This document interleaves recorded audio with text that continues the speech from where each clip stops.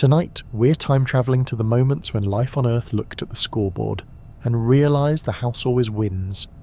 These are the die-offs that don't fit neatly into textbooks, the ones that whisper, we still don't know why. We'll keep it grounded in real science, but I'm going to talk to you like you're sitting beside me in a dark theatre watching the planet hit the reset button again and again. Before we dive in, where in the world are you watching from? Drop your location in the comments so we can map this mystery together. Picture a warm, shallow sea that looks like a pane of green glass. Sunlight falls in cathedral beams. Crinoids, whose living, feathery chandeliers sway on their stalks. Trilobites trundle like armoured vacuum cleaners. Brachiopods open and close in the sand like tiny breathing purses. Straight-shelled nautiloids cruise by, all business, a spear of shell with a brain attached. Nobody knows their world is on a timer. Nobody ever does. Then the planet twitches. It's not a bang. It's a shiver that starts down south, where a supercontinent called Gondwana parks itself over the pole, like someone dragged a mountain-sized mirror into the most inconvenient patch of sky. Ice loves land, and with a continent camped at the South Pole, the planet suddenly becomes very good at making it. Snow doesn't melt, it recruits. Glaciers fatten, white spreads. The world's thermostat doesn't turn down, it jams. From the shore, the first sign is the water quietly leaving. Imagine waking up and the horizon has stepped back. Tides still breathe in and out, but the baseline is dropping, metre by metre, then tens of metres, then more. And the luxurious shelf, the sprawling patio of life that rings continents, shrinks to a narrow, gnawed lip. Reef gardens that took millions of years to build are now cliffs overlooking empty air. Their corals bleaching and cracking under a sun mess they were never meant to meet. Trilobites try to follow the retreating edge like people chasing the line of shade at a picnic. Many find there's no down left to go. This is Extinction in 2 acts, and the first act is cold. Temperatures fall fast, ocean chemistry scrambles. Creatures adapted to balmy water get a sudden glass of ice. Whole provinces of life, the ones welded to the shelf, lose their address. Brachiopod banks, bryozoan thickets, sponge mounds, the trilobite multitudes, lights out, graptolites, those world-dominating saw-blade-shaped drifters flicker in the plankton like a stricken constellation. If you could stand on the Ordovician beach, you'd see pebbles the size of fists raining into new sediments, drop stones, because rafts of ice are breaking off and wandering farther north than they have any right to. The Sahara, which will someday roast under a sun that feels personal, is right now wearing a skin of ice and engraving striations into bedrock like the glaciers are signing their work. Subtle? Not remotely. Okay, but what pulled the trigger? The planet doesn't get that cold that fast for free. One favourite suspect is carbon dioxide, or rather, the sudden lack of it. CO2 is the planet's blanket. Yank it off and the bed goes cold. How do you yank it? You raise mountains and expose fresh rock. Rain falls, rock weathers, and those chemical reactions eat carbon for breakfast, lunch and dessert. The ancient Appalachians are shouldering their way up. Around the world, brand new rock gets served to the atmosphere like a buffet, and the atmosphere obliges by dissolving into it. Also, land isn't empty anymore. There are scrappy, moss-like pioneers on shore, fragile green films that creep over rock, crack it with acids, and send nutrients gushing to the sea. Congratulations, you've just turbocharged weathering. Great plan. There's a paper trail in the rocks, a spike in the carbon isotope record. A huge positive lurch that suggests the planet suddenly locked away a lot of light carbon. It's like the biosphere took a deep breath at the exact wrong moment. The oceans respond with mood swings. Cold water holds more gas, circulation patterns rewire, and the elegant conveyor belts that bring oxygen to the seafloor don't behave. On the shelves as the sea sprints away, oxygen can drop. Deeper down it can vanish. If you've never seen a sea forget how to breathe, it looks like black shale and a lot of very quiet fossils. There's also the spicy late-night theory. What if a cosmic event, say a nearby gamma ray burst, fried the ozone and let ultraviolet carve through the surface waters, kneecapping plankton at the base of the food web? Did that happen? We don't know. It's an elegant villain. Invisible, sudden, leaves few fingerprints. Scientists filed it under possible but not proven, which is academic for haunting.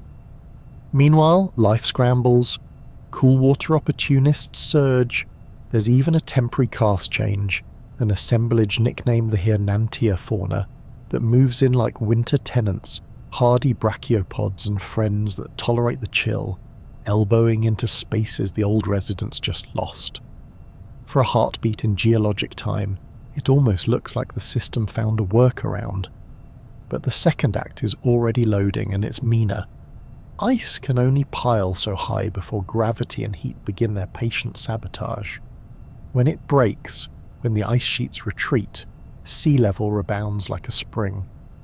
The ocean rushes back over freshly planed continents, and the water that returns isn't the same water that left. It's warmer now, nutrient-loaded, and layered like a parfait, a sunlit skin on top, and below, a dark soup depleted of oxygen by microbes that have been partying on all that new carbon. The surface looks normal, the bottom is a trap. As the shoreline drowns again, it drags the surviving shelf communities under a blanket of water that doesn't carry air. Reefs, crinoid meadows, trilobites that dodge the first strike, they're suddenly living at the wrong depth, in the wrong chemistry, at the wrong time. Think of a bay at dawn, fish rising to gulp at the top because the bottom went dead in the night. Now, scale that up to continents. The second pulse of the crisis kills different things in different ways, finishing what the cold began. Some regions record a bloom of sulfur-hungry bacteria that paint the sediments with chemical signatures of rotten egg ocean, hydrogen sulfide, the gas that smells like hell's own breakfast. Not a great day to have gills. All told, around 85% of marine species check out. Let that number sit there for a second. This is not the dinosaurs had a rough time. This is almost everyone in the sea failing to make rent. And because almost everything complex lives in the sea right now, land is mostly microbes, a whisper of moss, nothing with bark or bones. The ocean's suffering is the planet's suffering. The silence that follows is the kind that eats its way into rock. What makes it so unnerving is not just the scale, it's the speed. Geologists argue about the tempo, because of course we do, but we're not talking about a gentle slope. The crisis happens across two quick slashes, is separated by only a blink in Earth's timescale. Hundreds of thousands of years, not tens of millions. For biology, that's a trapdoor. You can shuffle, adapt, migrate, until suddenly you can't. Walk the crime scene and the clues feel almost taunting. In Wales, thin dark shales keep the ghosts of graptolite lineages that vanish mid-page, as if an editor cut them from the book. In Morocco and Libya, ancient glacial pavements tell you ice once scoured places you'd call desert without checking a map. In China, beds packed with those cold-loving Hirnantia brachiopods flare and fade like a flare gun you fired after the rescue ship already sailed past. Everywhere, the rocks cough up the same story. First a chill, then a flood, and through it all a carbon cycle that lurches like a drunk on a moving stairway. And yet the motive is still bigger than the evidence. Was CO2 draw down the prime mover, with weathering from new mountains and pioneer plants doing the heavy lifting? Almost certainly. Did orbital wobbles, those subtle Milankovitch cycles, nudge the climate at exactly the wrong moment, syncing with ice growth like a metronome for catastrophe? Probably. Did currents reorganize in ways we haven't fully grasped, creating dead zones the size of nations? Looks like it. Did a cosmic ray storm kick the plankton while they were down? Maybe. The planet doesn't need a single villain when an entire conspiracy will do. Here's the part I can't shake. Before the fall, the Ordovician is a golden age for reefs and filter feeders. The seas hum, predators get smarter, shells get thicker, ecosystems lace themselves into something wonderfully fussy and interdependent. And that is exactly what makes them fragile. When the ocean recedes, it doesn't just take water. It takes the geometry of life, the gentle slopes, the sunlit shallows, the current-swept ledges. When it returns, it erases the oxygen gradient like a bored child wiping a chalkboard. Biodiversity, which looked like strength, turns out to be a complex choreography that can't dance on a floor that keeps disappearing. If you want a villain with a face, picture ice cliffs carving into a grey sea under a low polar sun. Hear the thunder, then cut to the equator, a tide rushing in, carrying water that looks alive but isn't, curling up over reefs like a sheet, settling heavy. Down in the dark, a trilobite rests between two ribby shells, antennae sampling the water for the familiar chemical gossip of its kind. The message that comes back is blank. It waits, it breathes, it fails. When the ice finally lets go and the climate recovers, evolution chooses new toys. Survivors radiate. The world restarts with a slightly different personality, as if waking from a fever with a taste for new music. Now that doesn't make the mystery smaller. We can read the logbook. Rapid glaciation, sea level freefall, a carbon spike, suffocating seas, twin pulses of dying. We can model the physics until the computers sweat, and still, if you ask me to point at the exact hinge where busy, thriving planet becomes whoops, mass funeral, I point at a mess of gears and a note that says, timing. The awful, beautiful truth is that the system worked until it didn't, and when it slipped, it fell fast. In a warm, shallow sea that started the day like glass, in a world that blinked and iced and drowned and came back different. In a silence that, if you lean close to the stone, still sounds like the ocean pulling away. They call it the Age of Fishes, but that makes it sound like a party. It was more like an open-plan cathedral of water, a world of reefs so vast you could have sailed for days and never left the shadow of coral and stromatoporoid cities. Armoured placoderms cruised like living tanks, lobe-finned pioneers tested their wrists in tidal flats, and the first true trees, towering archaeopterists, stitched their roots into brand new soils on land. It looks unstoppable, like the planet unlocked a cheat code for flourishing. Then the music fades, not with a crash, but with a long, unnerving squeal of feedback that never ends. At first, nothing dramatic, just a slow rearranging of the furniture. Reefs falter, then fail. Those fabulous reef builders, the ones that turn coastlines into lace, go quiet and stay quiet. In their place, microbial mounds, the biological equivalent of a closed for renovation sign that never comes down. Paleontologists have a nickname for what follows, a Lilliput world, where organisms shrink because the resources do. That's what a slow kill looks like. Everything getting smaller, thinner, meaner, more desperate. Why? Pick a theory. They all rhyme. Up on land, forests get ambitious. Deep roots gnaw into rock, crack it open, and send a river of nutrients, especially phosphorus, surging into the sea.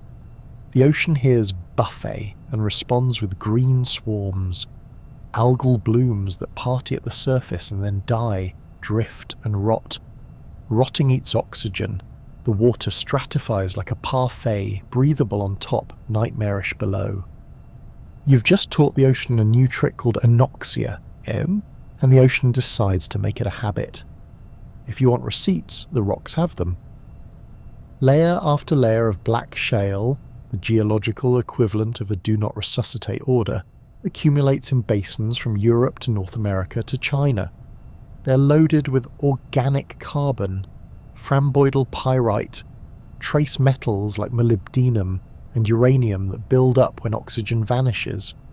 Sometimes you even get molecular whispers from bacteria that photosynthesize using hydrogen sulfide instead of water, green sulfur bacteria, meaning the photic zone itself went sulfidic. Imagine the sunlit shallows reeking of rotten eggs and tell me that doesn't feel like the ocean forgot its own instructions.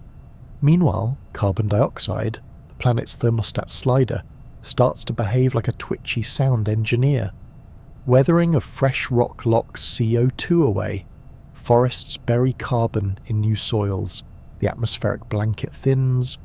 Cool a little. Ice nibbles a cut to the Gondwana. Sea levels fall. Shelves shrink. Habitats pinch. Warm a little. Maybe because volcanism dumps carbon into the air. Maybe because feedbacks hiccup and waters stagnate again. The system yaws back and forth. Transgression, regression, breath, choke, repeat.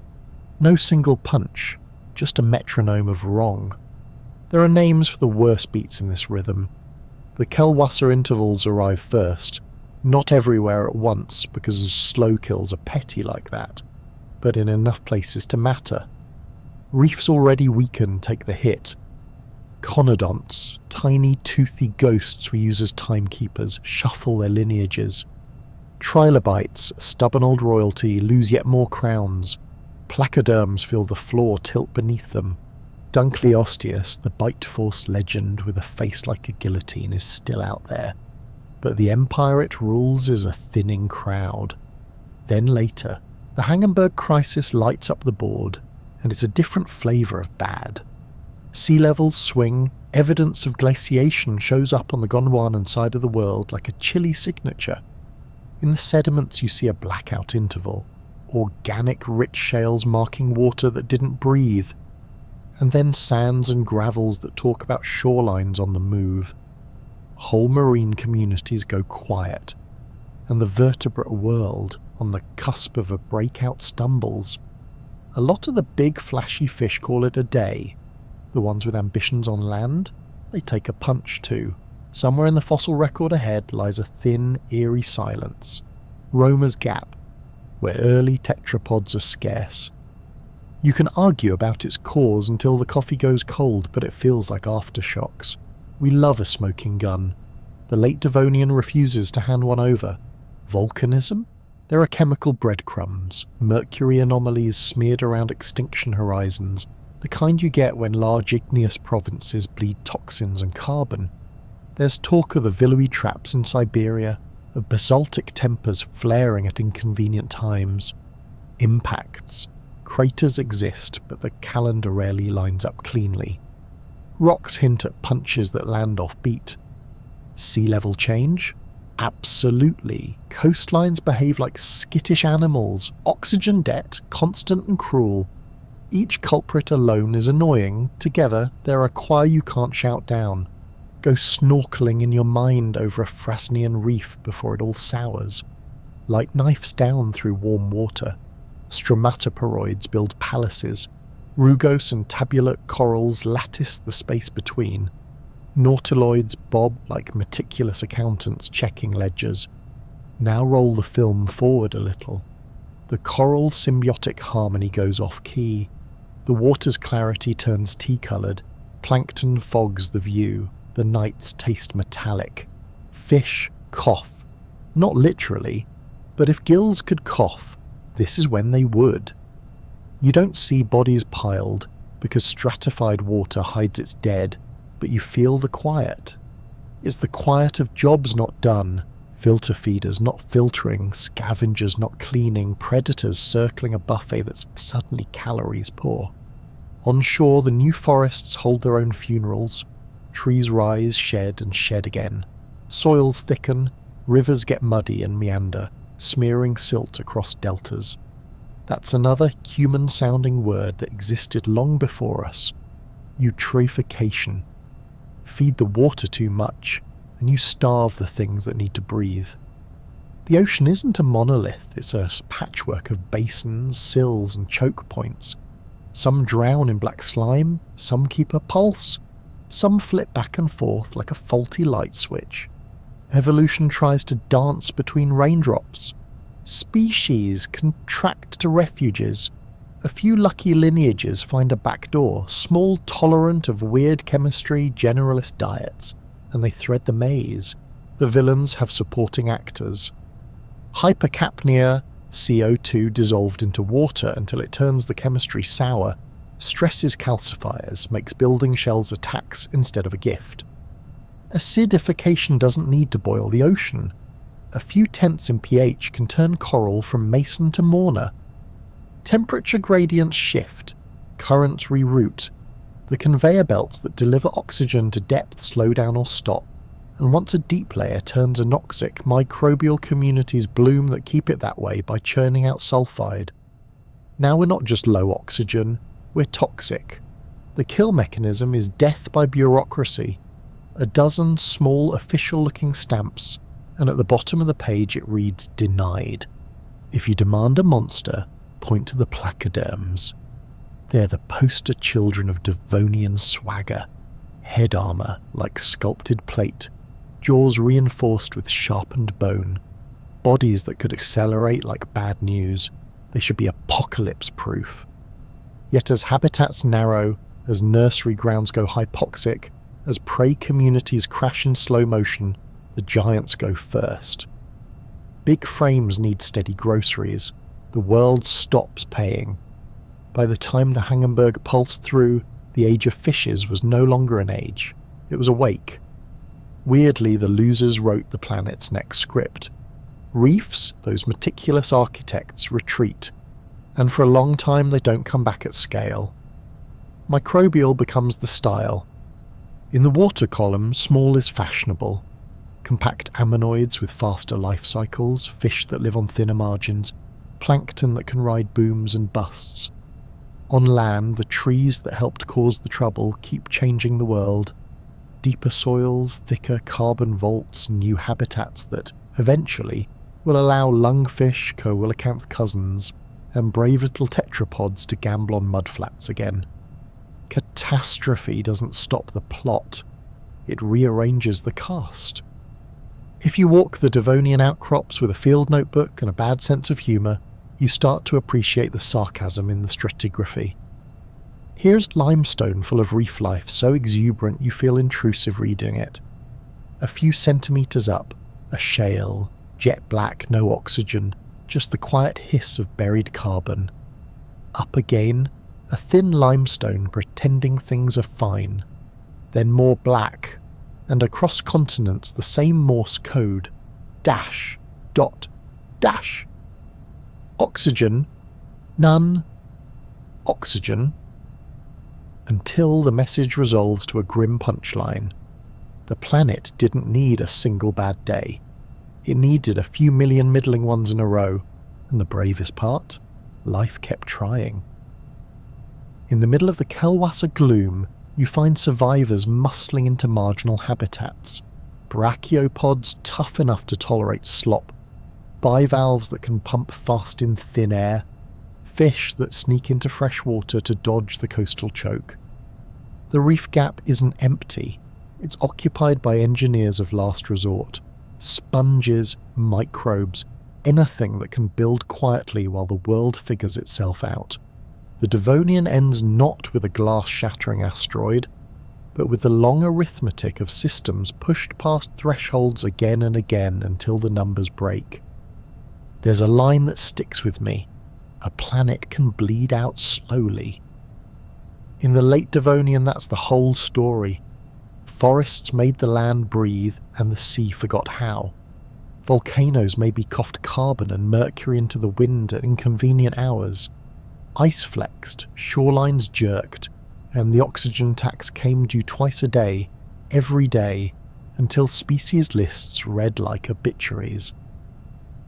The terrifying part isn't that we can't pick the murderer out of a lineup, it's that we can. There are dozens, and they didn't act alone. Imagine a jungle so humid the air feels like it's pressing a hand over your mouth. Trees that aren't really trees, towering lycopsids, straight as rockets, skin patterned in diamond scars, roots fanning into the mud like chandeliers flipped upside down. Fern the size of houses, horsetail thickets thick as chimneys. Every afternoon it rains because it must, And every morning the swamps exhale fog so dense even the dragonflies have to navigate by memory. There are dragonflies, yes, dual wingspans big enough to cast respectable shadows. There's a millipede that's basically a living park bench. Amphibians as wide as coffee tables heave themselves through ankle-deep black water that smells like old tea and slow death. The forest runs on sunlight and rot. The rot is the important part. It's a carbon factory, a perpetual compost heap that stacks layer on layer of future coal. The planet is burying its breath. Now watch the machine miss a beat. It doesn't start with a scream. It starts with a subtle rearranging of the sky. Far to the south, the Gondwanan ice cap flexes. Ice grows. Ice melts. Sea levels yo-yo with all the compassion of a metronome. The great inland seas that lapped at the bases of these forests retreat, return, retreat, harder. The monsoon, that magnificent pump that carried ocean to leaf and leaf to cloud and cloud back to mud, begins to fail in odd places and at odd hours. There are still rainstorms, but they fall wrong. Weeks that should be soaked arrive bone dry. Thunderheads that usually march every evening just stare from the horizon and keep their water. On the ground, that feels like betrayal. Peat, normally a soggy promise that tomorrow will be exactly like yesterday, starts to dry on the edges. Cracks radiate through what was once a bottomless sponge. The giant lycopsids were built for an always wet world, a world where spongy roots tap an aquifer of eternity. In a week that goes missing from the water calendar, their inner plumbing mutters. In a month the leaves of sigillary are brown along the edges, the diamond-patterned bark fissures deeper. In a season that forgets itself, hillsides of green turn the colour of tea leaves left out on a windowsill. If you want to see the panic in the rock record, pick up a coal ball, a petrified bouquet of swamp life, tissues frozen mid-gesture, and then read the next few centimetres up. Spores of one dynasty thin to a whisper. Pollen of another appears like an uninvited guest who starts rearranging the furniture. Lycopsid spores, once so thick they made the air feel chewy, give way to tree fern palynomorphs and seed fern pollen. Then to the early conifers who met the drought at the door with waxy needles and a smile that says, "We were born for this." The forest doesn't fall, it fragments. That's the trick. The wet green continent of continuity shatters into archipelagos of damp, refugees hugging rivers, hollows that keep their fog, shadowed gullies that pretend the monsoon still lives. Everything in between goes open, seasonal, cruel. Imagine the world's lungs breaking not from a knife but from fibrosis. Patchy, stiff, sufficient for a slow walk on a cool day. Insufficient for a sprint. The animals built for the endless sauna, the big amphibians who breathe as much through their skin as their lungs, find themselves on the wrong side of a weather pattern. Skin dries, eggs desiccate, tadpoles die in puddles that used to be lakes. You can hear the evolutionary clock tick. The insects, lords of this dim underworld, feel it too. The behemoths of still air, the Meganura that surfed on oxygen-rich atmosphere, start to lose their monopoly. Sure, the air still has bite. The Carboniferous is the world's chain smoker for oxygen. But seasonality brings fire, a lot of fire. Charcoal, geologists call it inertinite, rises in the coal seams like a heartbeat you didn't know the forest had. Dry months plus lightning equals new rules. Even the dragonflies, royalty though they are, have to dodge the ash. You catch flashes of evolutionary improvisation, mouth parts that say pierce and suck instead of chew, wings that fold differently, life cycles that exploit a rainy week like it's the last train out. And in one of the strangest plays the planet ever writes, the future crawls out of a tree. A coastal bluff by a tidal river, somewhere that will one day be Nova Scotia, holds a forest of lycopsids so tall they duet with the clouds. Many have hollow trunks near the base, chimneys essentially, where roots once anchored. When the trees die, those chimneys become vertical traps, then quiet rooms. Inside one of these, in a fossil that reads like a whispered confession, are the bones of a small reptile. No gills, no need to lay eggs in water, a different kind of future. The amniotic egg, leathery, private, equipped with its own plumbing, has arrived. When the rain machine hiccups, amphibians plead. Reptiles shrug and walk inland. Back at the coal edge, the plots thicken. You can map the retreat of swamp flora like a tide line you wish would turn. Lepidodendron and Sigillaria taper. Medullus and seed ferns and Maratial and tree ferns flare, clinging to the river margins like green fire. Conifers, sturdy, dry-loving, needle-whispering conifers, begin to stitch the high ground and the seasonally dry flats. Chordates, with strap-like leaves and a certain swagger, haunt coastal plains and dunes.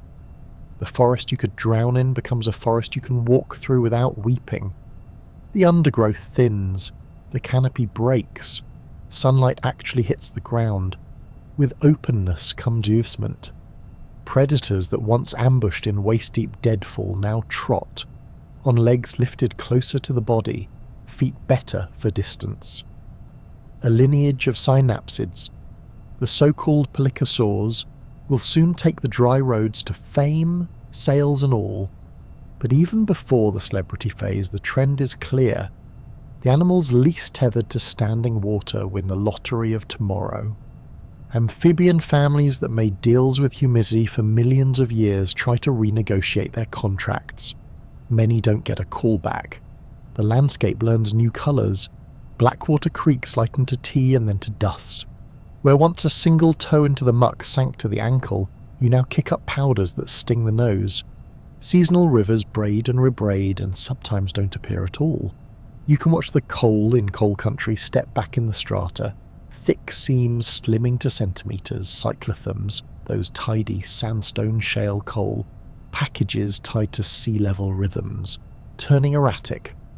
The Earth's glacial breath goes asthmatic, the amplitude of the inhale-exhale changes. Variscan mountains rise to the east, Alleghanian ranges to the west, and suddenly there are rain shadows, localized climates, micro-tyrannies of dryness where once the monsoon ruled like an empress. Island biogeography takes over the script. Populations stranded in moist refugia speciate, if they're lucky, or wink out, if they're not. The forest, which used to be a gossip network, genes and spores carried everywhere all the time, now has dead zones where the news never arrives.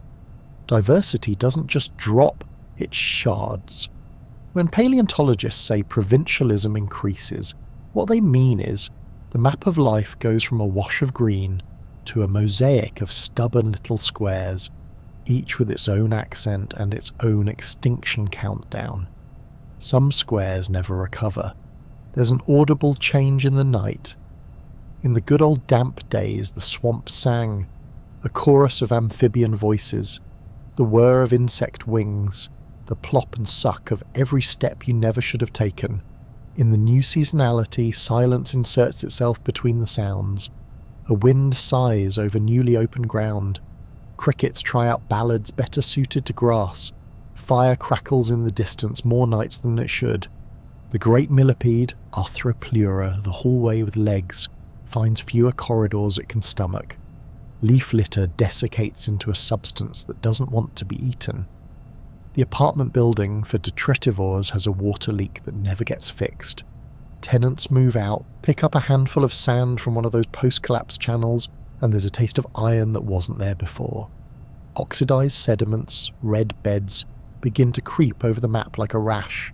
That's not just colour, it's chemistry. It says the ground stood in air long enough to rust. It says the floodplain missed too many floods. It says the air and the rock had conversations that used to be a private swamp affair. If you want a single picture for the album, it's a leucopsid stump standing like a broken pillar in a clearing, while a young conifer needles it with shade it was never built to contemplate. Even the microfossils tell the same story at a microscopic scream. Spores that look like stars, spiny ornate designed for humid air and short trips, give way to smoother, tougher grains that can ride wind and wait out bad weeks. The ratio of spore to pollen in the sediments flips. The forest transitions from a world that broadcasts short range to one that ships seeds with a weather warranty. You don't do that if you expect the rain to come on time. And yes, the oxygen that juiced the Carboniferous party begins its long, complicated ebb. It doesn't crash all at once. This is a planet, not a teenager.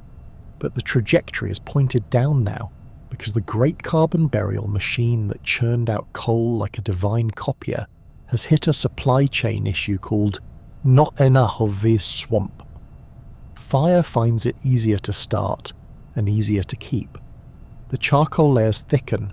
We can count them in thin section, band after band of shiny semi-metallic black that once was plant made elemental by heat. The forest burns, grows back, burns again, grows back thin, and then, quietly, doesn't. Here's the bitter joke. The collapse invents its replacements. Dryland ecosystems knit together new guilds. Seed ferns with thick cuticles, conifers with their stubborn little leaves, early cichlids conspiring in shade. The soils, no longer a perpetual bog, evolve horizons, structure, grudges. Rivers learn to carve instead of just carry, sand dunes creep. And out across those new open spaces, small reptiles with amniote eggs stash their future under logs and in burrows and under stones, and never once ask a pond for permission. The amphibians who survive become specialists of the refuges. Cool ravines, permanent springs, the places where the old rules still have jurisdiction. They rule there, but their realm is a postage stamp. Follow the scent of rot that once scented the entire world. It's still there, in pockets, clinging to oxbows and backwaters and the shadow of low hills where the afternoon rain hasn't forgotten its route. You'll find tree ferns flourishing like they've made a deal with steam, club mosses, smaller but stubborn, patches of something that feels like the Carboniferous you were promised. Frogs don't exist yet, but their ancestors practiced the idea. Insects hum with the old confidence. And then you take 10 steps uphill and the world breaks. The ground is sandy and grey. A conifer needle pokes your ankle. Wind speaks fluently. It's not the same planet. It is, but it isn't. The coal measures, those thick black chapters that look like they could go on forever, end mid-sentence in many basins. In their place sandstones, mudstones, red streaks, and plant assemblages that signal a sun that doesn't always apologise. The rainforest collapse sounds like a single night of bad weather. It wasn't. It was a recalibration of the entire moisture economy. A foreclosure notice nailed to the door of a world that thought it owned the bank. And still, because the Earth is defiant in the face of its own disasters, green never left. It just changed its accent and stopped saying sorry. The old empire of slime and shade gave way to a federation of needles and seeds. The wet map turned into an archipelago. The animals that could carry their weather inside their eggs stepped forward. The ones that couldn't either found the last green rooms or joined the long silence layered between coal and sand, middle Permian. The planet is one supercontinent with a personality, Pangaea, sprawled like a dragon on warm stone, its spine arched into mountain belts, its ribs pressed into basins, its belly edged by shallow seas. Inland, red deserts bake and crack. Along the margins, carbonate platforms bloom. Picture seas like bright glass with a subtle green tint, stitched with reefs made by calcareous sponges and microbes, patrolled by coiling ammonoids and nautiloids that look like tape measures with teeth. Crinoids lift their feathery crowns into the current like chandeliers trying to catch gossip. This isn't a fragile world, it's a fortress of routine, and routine is exactly what a catastrophe loves to ruin. Nobody remembers this extinction because the next one, the famous one, arrives later and eats the whole stage. But before that final curtain, there's a rehearsal. Quieter, colder-eyed, perfectly lethal where it chooses to be. Ask the rocks and they'll tell you. A thinning of reef life, a stumble in ammonoids, radiolarians throwing a fit out in the big Panthalassan deep. On land, a dynasty of big-headed, thick-boned therapsids, the dinocephalians, goes from swagger to silence with unnerving seed. If you're composing a murder mystery, you underline that paragraph. The ocean writes the first clue. In shelf basins that used to play oxygen like background music, the lower water starts forgetting the lyrics. You get layers that smell, chemically speaking, of suffocation, metal signatures that only appear when the deep goes still and hungry. The chemocline, where good water turns bad, creeps up like a fog. Above it, the surface blooms with plankton that party on the nutrients spilled by rivers and by the sea itself. Below, the lights are off. Reefs feel this change the way a city feels a transport strike. Deliveries stop. Builders starve. Entire neighbourhoods, the elegant sponge microbial palaces, go vacant, their skeletons quickly colonised by microbes that do not care about aesthetics. If you want a suspect, step to the edge of what will someday be southwestern China and look down. A flood of fire tears out of the crust. The Amatian Large Igneous Province, a polite geological way to say who ordered the continent-sized lava. Fountains of basalt unspool across a landscape bewildered enough to glow. Gases, CO2 for the long fever, SO2 for the quick shock, leave the vents with an accountant's precision and a poet's malice. The first act is a dim sulphurous chill as aerosols bounce sunlight back into space and rain comes down a little more sour than your leaves can handle. The second act is the hangover. Greenhouse heat that lingers, water stratifying, oxygen delivery, stalling, the ocean's big conveyor belts giving you a tired shrug. Everywhere that ash and gas travel, the sediment keeps the receipts. There are thin horizons spiked with mercury, volcanic fingerprints stamped into mud. There's a lurch in the carbon isotope curve, the planet's breath recorded in limestone like a voice print. There are hard grounds and gaps where reef should be, as if the building inspector condemned the carbonate factory for code violations and nobody ever showed up with permits to reopen. It isn't all at once. Geology rarely grants us that clean line, but the sense is unmistakable, a system shoved. Watch a platform edge on a warm, clear morning. The water is as calm as a plate. Below, a forest of sponges and crinoids leans into a gentle current. Tiny fusulinid foraminifers, the queen-sized grains of rice of the Permian Sea, roll and tumble in the sediment like a white drift. Then, without drama, the tone changes. The water turns a shade more opaque. The current hesitates. Oxygen dips just enough that the bottom dwellers switch from busy to worried. A week later, there are film-like microbial mats where filter feeders used to be, slimy carpets that flourish where neighbours quietly stopped needing dinner. A month later, the reef has the energy of an abandoned theatre. Props still in place, script left on stands, no actors, dust motes, doing their best to be a cast. Out in Panthalassa, far from lovely shelves and camera-friendly reefs, the water column tells its own horror story in the glassy bodies of radiolarians. They build tiny skeletons of silica the way a jeweller builds difficult birds.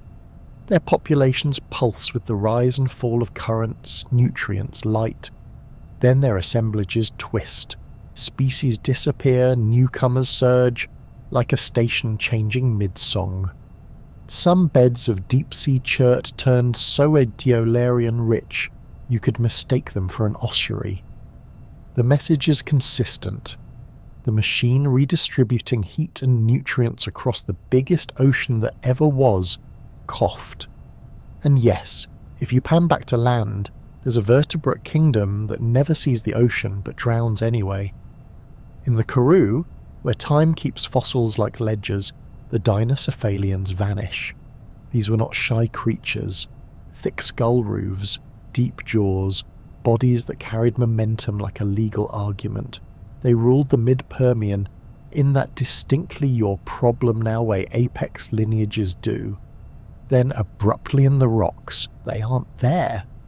In their place, other therapsids, more gracile, differently hungry, with new plans for the Permian, tiptoe onto the stage as if these Cetanae have been given an unexpected invitation.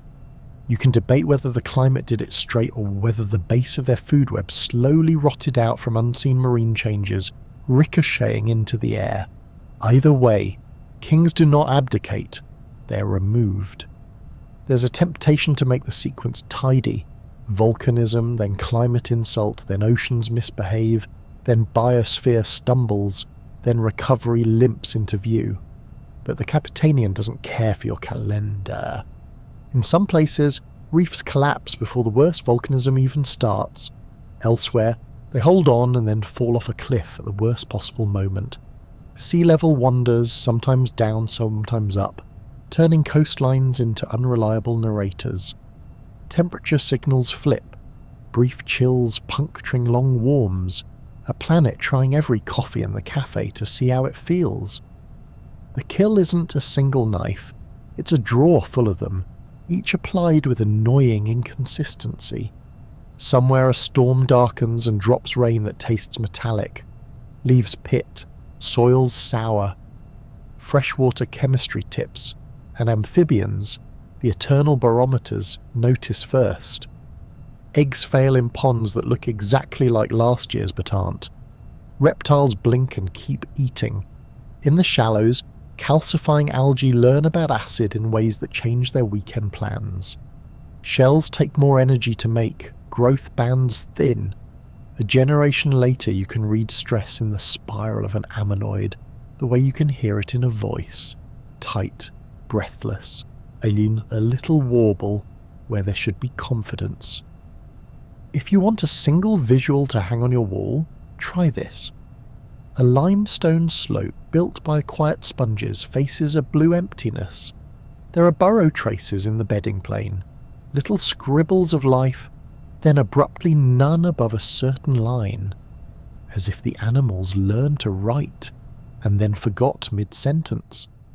Over that line the rock gets darker, richer in the kinds of elements that ride the bodies of plankton to the bottom and stay because the bottom stopped breathing. A hard ground crust forms, bored by worms in better times, now just hard. Above, a meagre veneer of carbonate pretends the factory is back on schedule. It isn't. The pretense doesn't last even a meter. Does ozone enter the chat? Maybe. Volcanoes don't just exhale carbon. They sigh halogens and other chemistry that can pick pockets from the sky's protective layers. In a few sections, spores look a little wrong, malformed, as if UV had a mean summer. It's not a smoking gun, it's a smudge on a glove, but it fits the mood. Death by 1,000 plausibles. And then, the part I never get used to, the aftermath isn't apocalypse black, it's shabby. Communities come back, but smaller, flatter, more microbial. Reefs exist, but they feel like rehearsal rooms, not halls. The carbonate factory runs on reduced hours. On land, the replacement predators look left and right and find fewer obstacles. Ecosystems hold together, but you can see the seams. Everything works technically, but you hear the gears. The world has been taught to settle for less. Time smooths even this.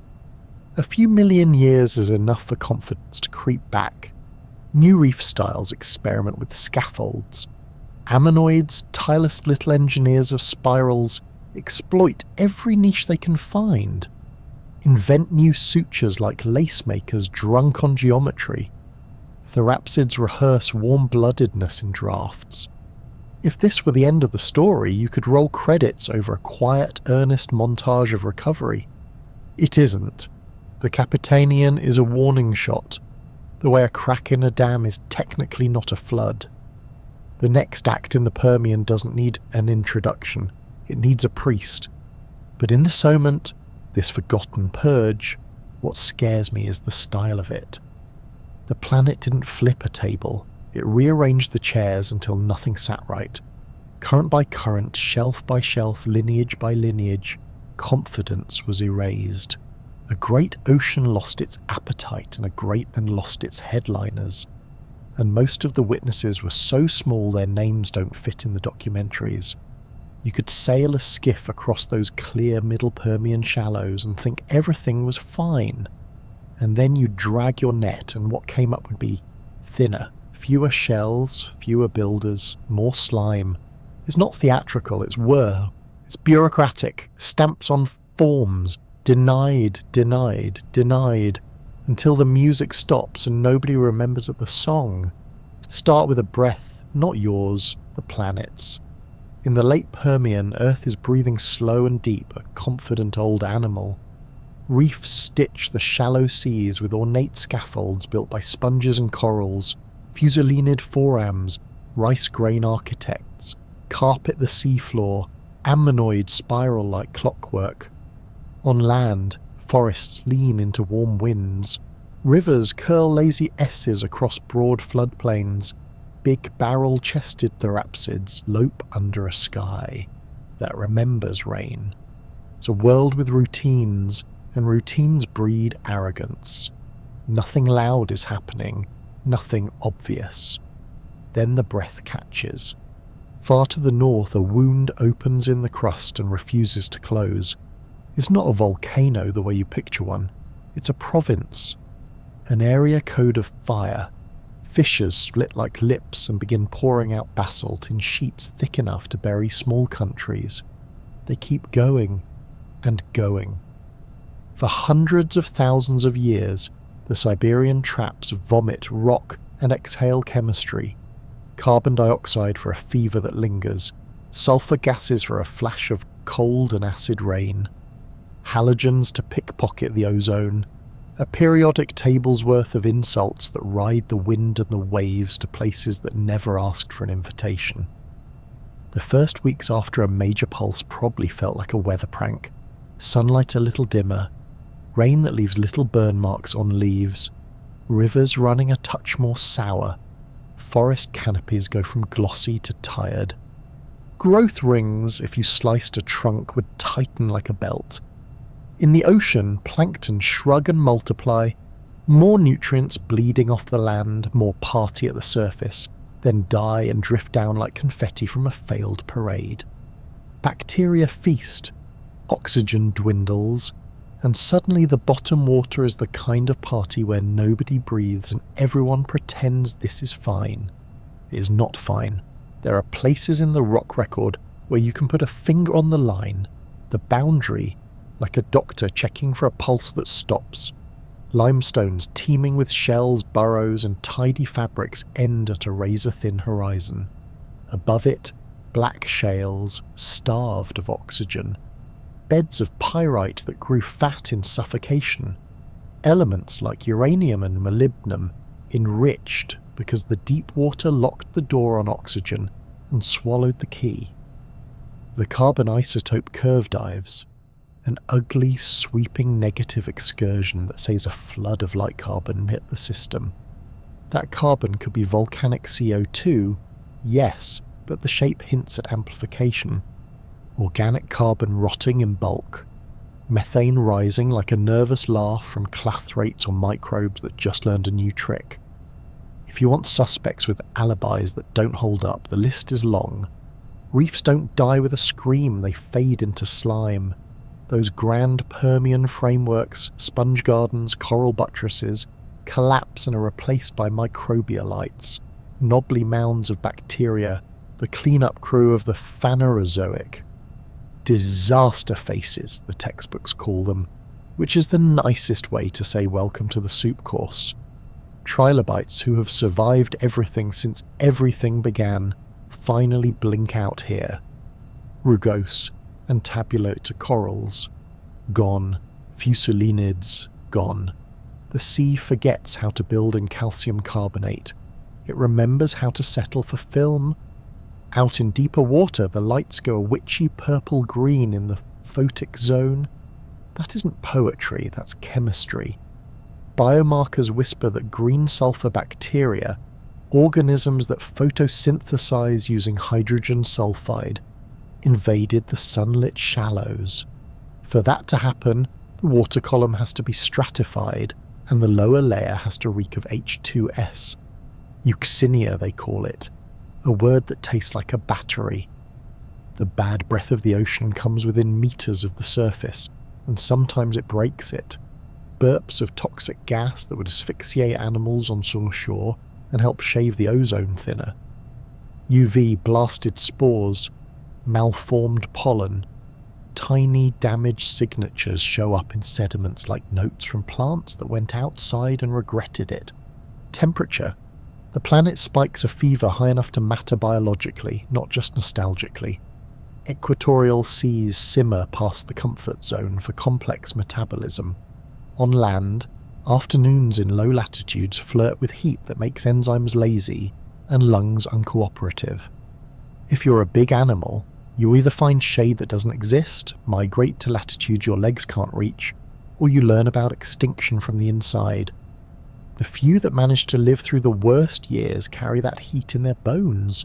Oxygen isotopes and conodont teeth, chemistry and soil nodules, numbers that read like a thermometer nobody wants to own.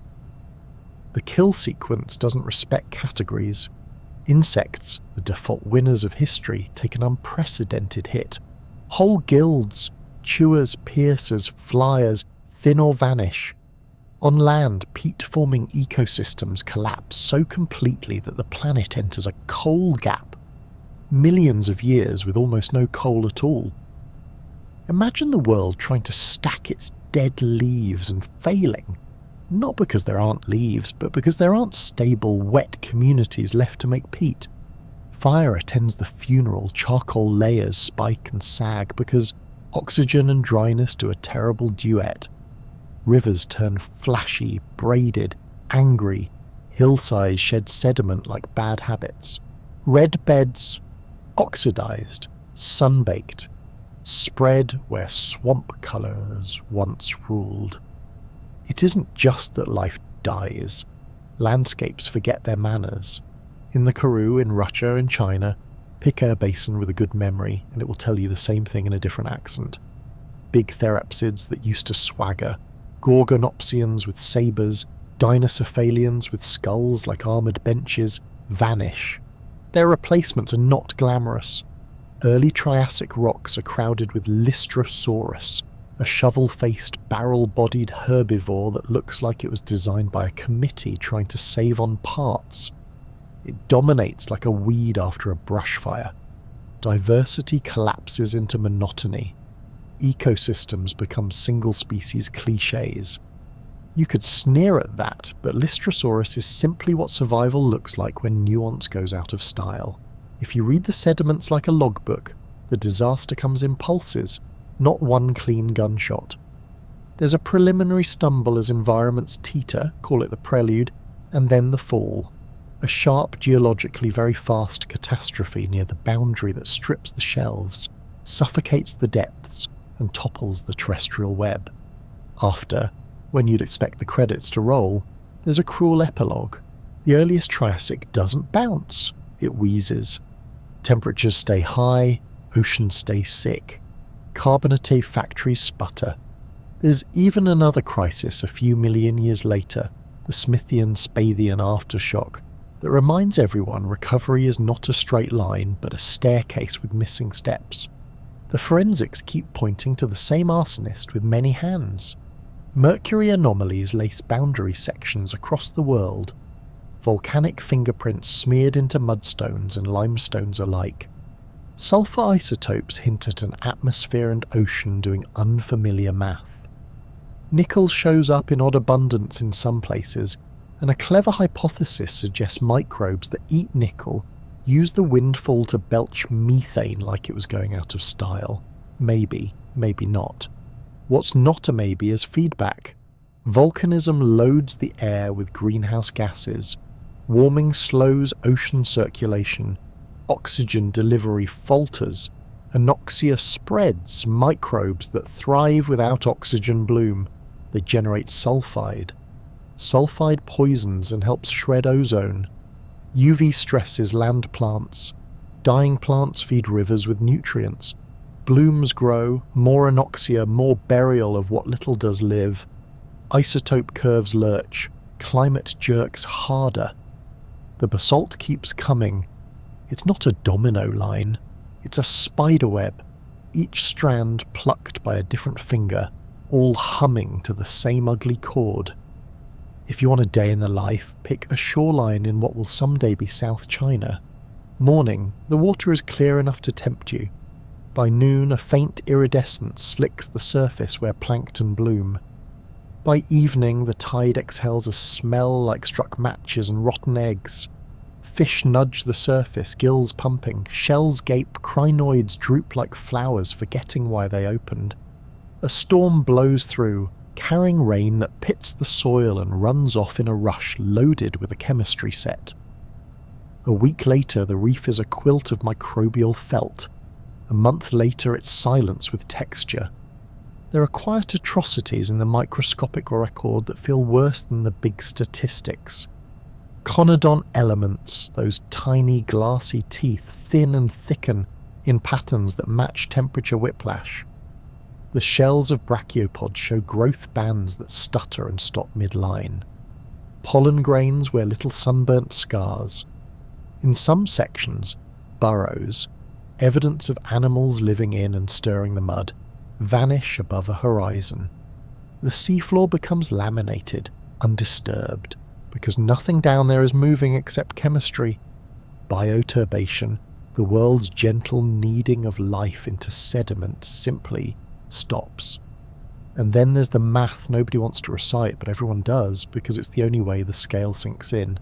In the ocean, north of 90% of species gone. On land, plants pruned savagely, whole forest types erased. Vertebrate families reduced to a handful of horse names. Entire evolutionary architectures, trilobites, baroque variations, coral guilds that took 300 million years to fuss into shape, folded like bad hands. It's not the roll call of a single habitat or a single latitude.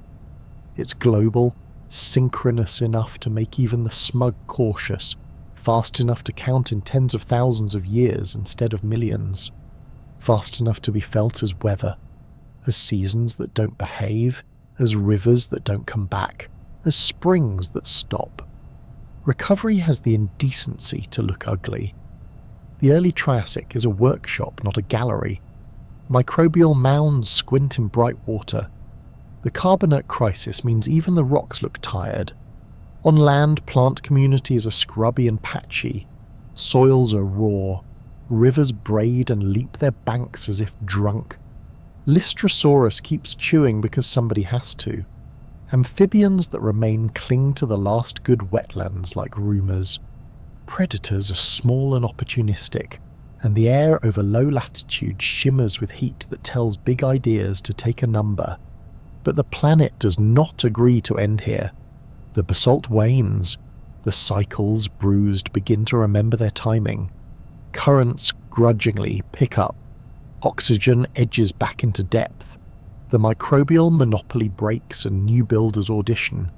Scleractinian corals, cousins, not descendants, of the old reef lords, start with tiny stages.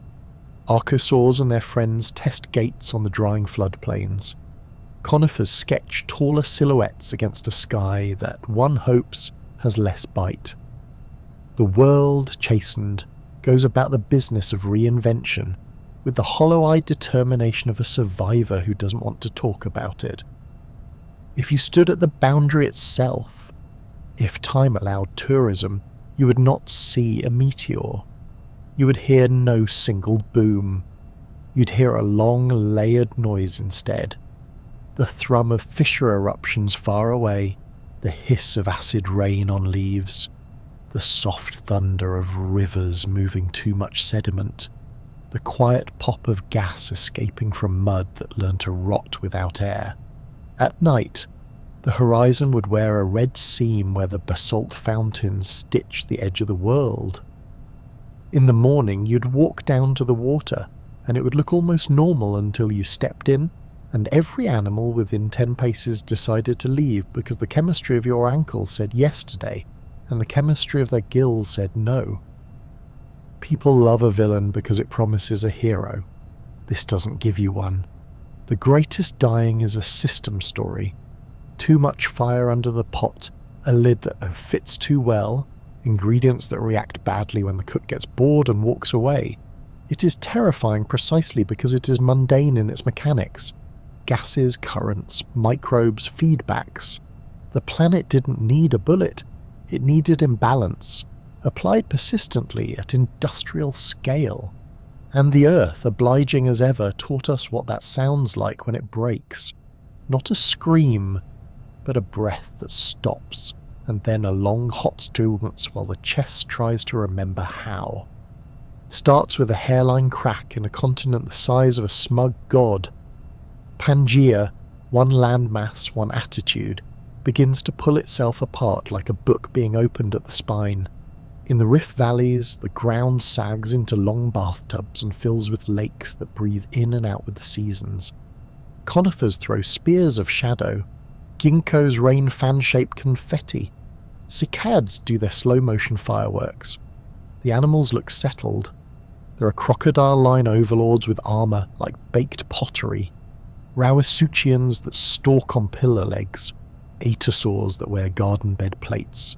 Phytosaurs with crocodile faces that forgot to attach the nostrils to the front.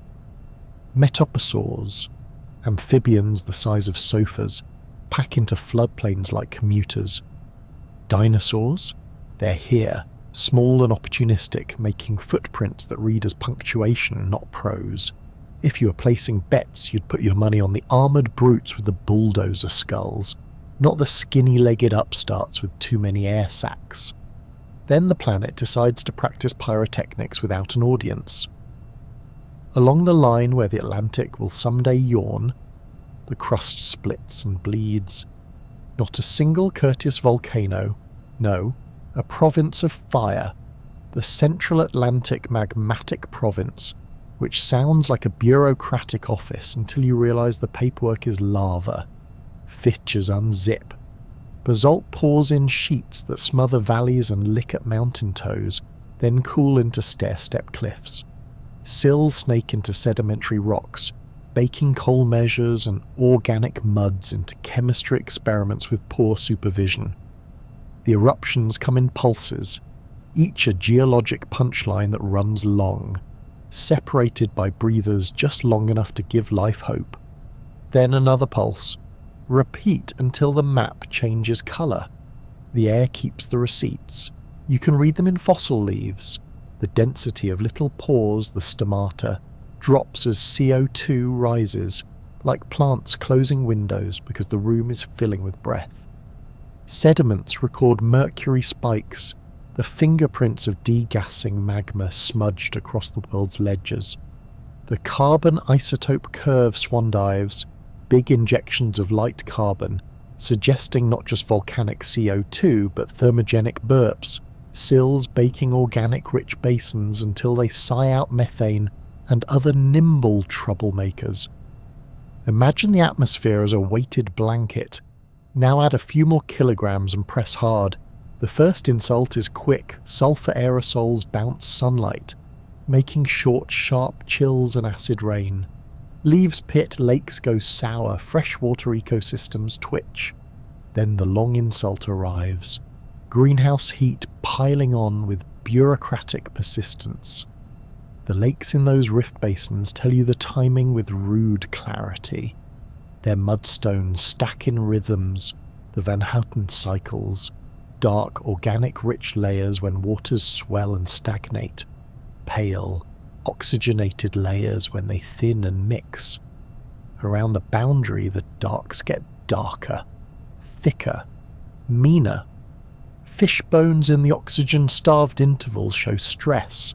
The chemistry hums that old ugly tune, anoxia.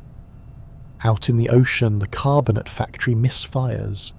Shelves that used to lay down limestone like a habit flip to marls and shales, or they go quiet entirely. Scleractinian corals, the new reef masons of the Mesozoic, suddenly act like they've forgotten how to build.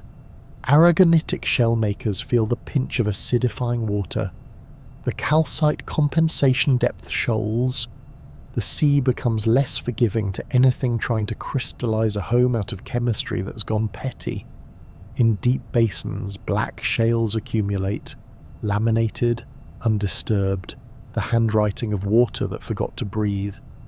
Pyrite framboids, tiny iron sulfide raspberries, grow fat where oxygen can't reach. And trace metals like molybdenum congregate because the ocean started hoarding them in the dark.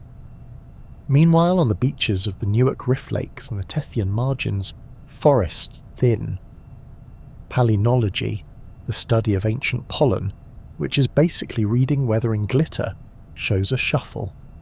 Spores from ferny, wet-adapted plants sag. Pollen from conifers and drought-tolerant seed plants swells. In some sections there's a fern spike, a botanical restart button, where hardy ferns carpet the ash and acid-cleared ground, because that's what ferns do, show up early, uninvited, and make it green again while the trees argue about permits. The animals that own the Triassic hear the rules change and fail to read the fine print. Those crocodile-lined titans, the Rauisuchians and their kin, start dropping out of the fossil record like names from a nervous host list.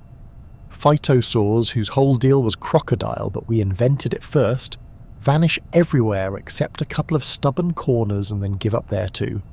Metoposaurs, the amphibian rugs with legs, go from too many to remember those. Within a geologic blink, the land's top predators lose the plot. In their wake, footprints with 3 narrow toes, grallita, multiply across lake margins like someone started stamping the ground with the future. Why them and not the dinosaurs? Pick your hypothesis and accept that luck sits in the jury box smiling. Dinosaurs grow fast. Bone histology reads like a speedrun, fibrolamellar tissue laid down in a hurry, as if they were trying to beat a clock the other guys didn't hear. They probably ran warm. Higher metabolic rates mean you can be an early riser in the cool dawn and keep moving in heat that makes ectotherms think about naps. The bird-like lungs of theropods, bolstered by air sacs webbing through their bones, are elegant oxygen thieves, extracting more from thin, hot air than a crocodile-style bellows. Their nests might have tolerated unstable climates better, buried, insulated, eggs that can breathe in odd microclimates, while animals tethered to particular shorelines found those shores walking away. Or maybe it was diet, or body size, or the way juvenile dinosaurs occupied different niches than their parents, spreading the risk across a family like a diversified portfolio. You can slice the data a dozen ways and keep landing on the same uncomfortable word: resilience. Marine life stages the same argument with different costumes. Ammonoids, the eternal spiral mathematicians, take a blow, then explode into the Jurassic like they've been handed extra pages. Conodonts, those tiny tooth makers who've been timekeepers since the Cambrian, vanish at the boundary and never call again. Reef communities suffer a nasty haircut, some bivalves and gastropods stumble, but then figure out the new chemistry like students who swear they don't do math and then pass calculus out of spite. Big-bodied, slow-reproducing specialists, on the other hand, discover that the ocean now expects hustle. Stand on a Rift Valley shoreline the week after one of those eruptive pulses delivers its atmospheric memo. Dawn comes in with a copper tint, sharp as shadows. By noon, heat leans on your shoulders. The lake level is wrong, higher than last season, brown at the edges, a faint gasoline sheen from algal blooms that figured out how to turn excess nutrients into an occupation. Fish surf the surface film, insects stitch frantic algebra across the water. Tadpoles pile into shallows that stink of last night's rot. Along the banks, a strip of dead vegetation outlines yesterday's wave, run up like chalk around a body. In a copse of conifers, cicadas crunch underfoot because the trees are writing their resignation letters one seed at a time. At night, lightning. The charcoal record at the boundary thickens like a cough. Fires race across slopes desiccated by seasonal extremes and sudden warms. The next rain, more acidic than the last, slides ash into gullies and gullies into lakes. The lakes respond by layering. A warm, oxygenated film on top, death below. The Van Houten rhythms swing harder. In the deepest years, the profundal zones don't see oxygen for months. On the lake floor, bivalves give up. Worms stop tracing their cursive through mud. The sediment becomes a stack of flat silences. We should talk about the temptation named Asteroid.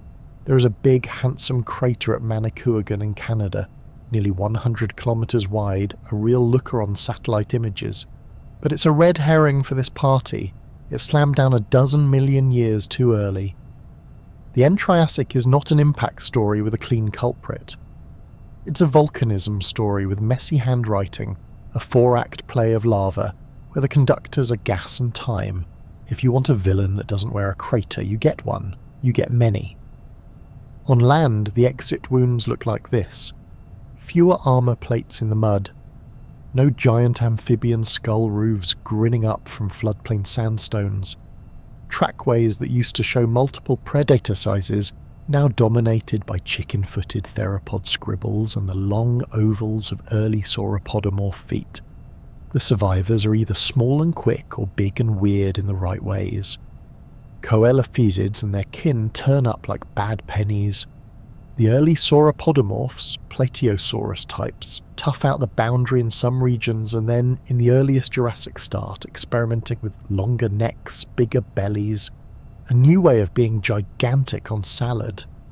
Crocline archosaurs don't disappear entirely.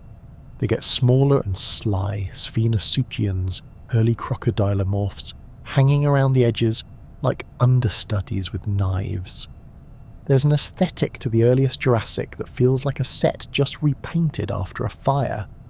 The flora thins, then comes back with a different palette. The fern spike gives way to conifer corridors. Ginkgos, those stubborn fans, flutter like hand signals from survivors.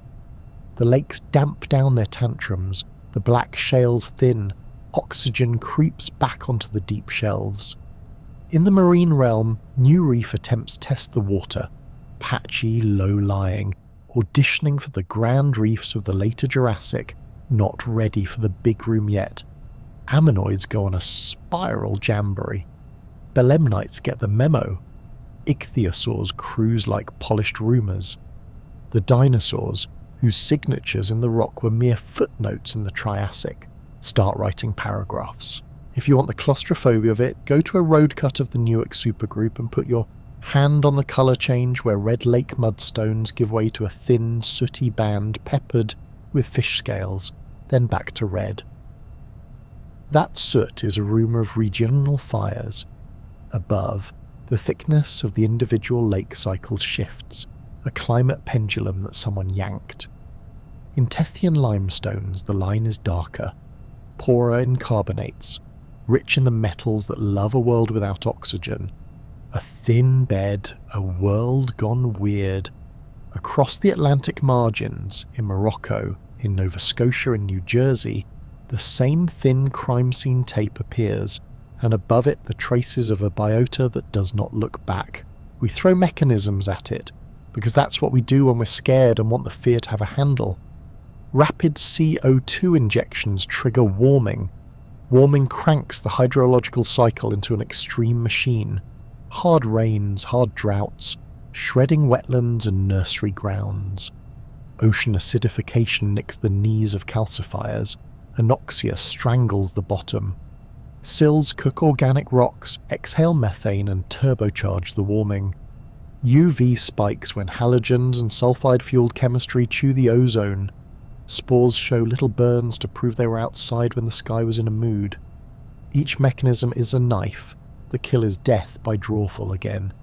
And through it all, the timing of eruptive pulses lines up indecently well with the biotic stumbles, as if each basalt flood was a drumbeat, and the biosphere danced itself to exhaustion. The scariest part is style. This isn't an instant decapitation like a Chicxulub. It's a set of urgent memos that arrive too close together for departments already understaffed. The lake communities try to adjust to each new normal, and never finish before the next abnormal arrives.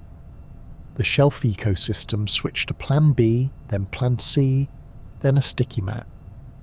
The top predators on land, those heavy, slow-growing status symbols, discover that the economy no longer supports their brand.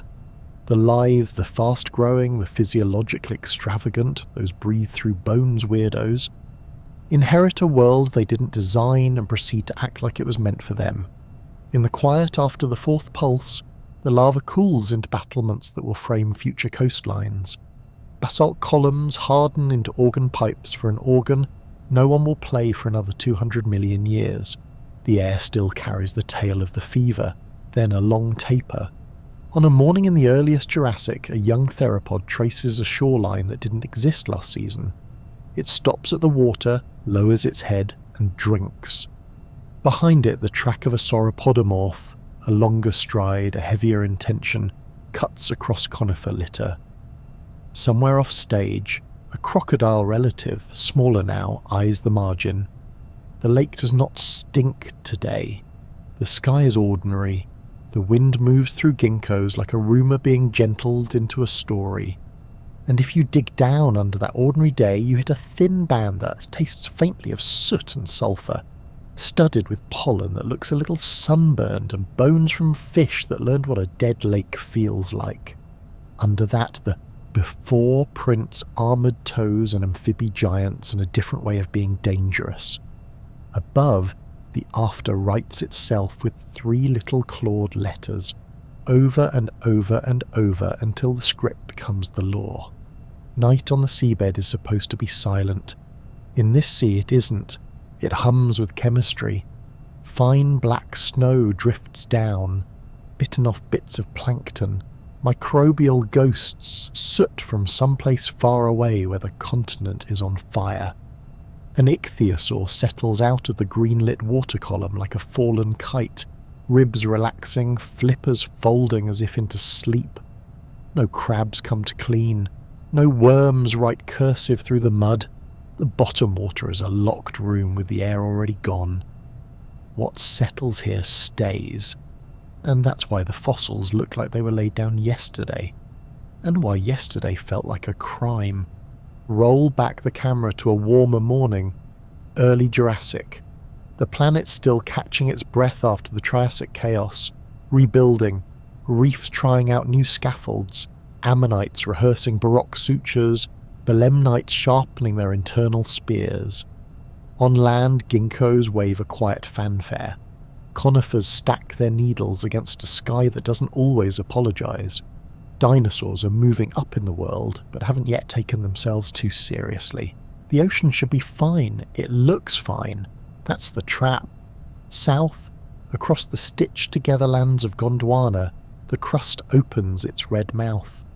Not a picturesque cone, a field of wounds. Fissures exhale flame. Lava drapes the world in cooling black tablecloths, and where the magma threads sideways into sedimentary basins, into coals and organic-rich shales, it bakes them like a bad idea, squeezing out thermogenic gases that don't bother to knock before entering the atmosphere. CO2 for the fever, methane for the slap, halogens and sulphur for the acid and the brief dimming. The pulses come in bursts, a drummer with no mercy, separated by breathers just long enough to make hope a poor investment. The sky logs the insults in leaf mouths. Fossil leaves carry little windows, stomata, that plants adjust depending on how CO2-rich the air is. At the start, there are many windows open, then fewer still. It's as if forests are boarding up their green lungs because the room is already full of breath. In the carbon isotope charts, the planet's signature lurches negative, a flood of light carbon that looks like a confession.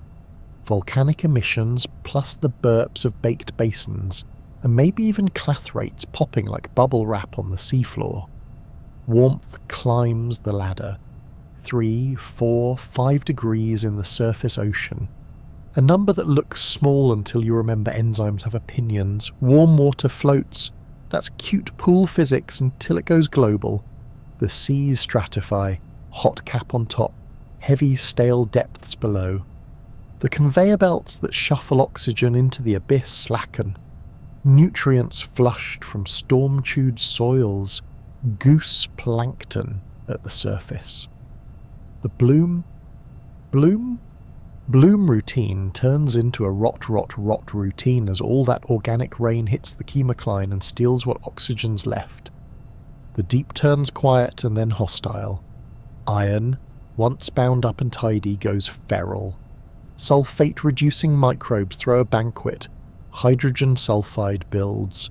The pyrite raspberries, framboids, grow fat and uniform.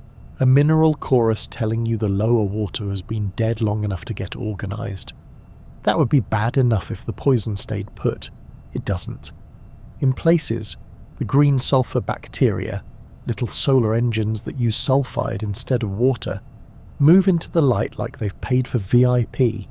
Their pigment's descendants, molecular fossils with names like Isor and Neratane, stain the rocks with a quiet accusation. The photic zone itself went euxinic. Picture a sunlit sea that tastes like a struck match. You can imagine the gills protesting in subbance. You want an exhibit? Walk the cliffs at Whitby and press your hand against the jet rock. The Toarcian bed so swollen with carbon it sweats oil in the rain. Araucarian conifer wood, cooked and pressed into jet, the same stuff Victorians later polished into mourning jewellery, sits with paper-thin fish, ghost-sharp ammonites, and ichthyosaurs caught in glamour shots they never posed for. The laminations are flawless because nobody burrowed. The smell, tar with a memory, has crossed 183 million years to make its point. Life tries to edit itself in real time. The ammonite register stutters, then rewrites. Old families thin or vanish. New morphologies bloom like angry mathematics. Some shells shrink. The Lilliput effect, as biologists call the way bodies miniaturize when environments starve. Coiled houses pared back to cheaper addresses. Belemnites wear stress in their growth bands. Bivalves sort into winners and losers by their chemistry. Aragonite suddenly feels extravagant, calcite slightly less so. The carbonate factory runs on part-time hours. In places it shuts altogether, leaving black pages in the stratigraphy where limestone should have been. The event doesn't adore but before nouns. It lands harder in some basins than others, spares a shelf here, murderers a margin there. Europe's epicontinental seas record black shales get stacked like smudged postcards. Yorkshire's alum shale and jet rock. Germany's Posidonia shale. Holzmaden, where ichthyosaurs wear their last meals and embryos, where belemnite schools die mid-spiral and fall like a punctuation mark. Tethyan margins cough up the same story in a different accent. Organic-rich muds, trace metal fingerprints of anoxia, the same rude dive in Delta 13C. Panthalassa, the planet's heaving main ocean, leaves deeper clues. Siliceous oozes and cherts reshuffled. The Radiolarians' glass little houses swapping out designs mid-neighbourhood like some zoning board lost its mind. On land, the hydrological cycle stops being cycle and becomes swing. Rain dumps where it shouldn't, when it shouldn't, with a rudeness that rewrites floodplains. Rivers braid and rage, soils, already exhausted from the last century's weathering binge, pour their guts into the sea. Pollen tells the shuffle, conifer abundance hiccups. Ferns take advantage in the messier gaps because that's their brand. Show up first, roll green carpet over ash, dare the trees to do something about it. Wildfires signal and sputter in thin black smears. charcoal spikes where droughts blazed. It's not apocalypse outside your window, it's a climate with a personality disorder. If you crave a clean timeline, the rocks offer pulse marks, a wave of volcanism, a sharp isotopic lurch, a bloom of black shales and the worst euxinia, then a gasp.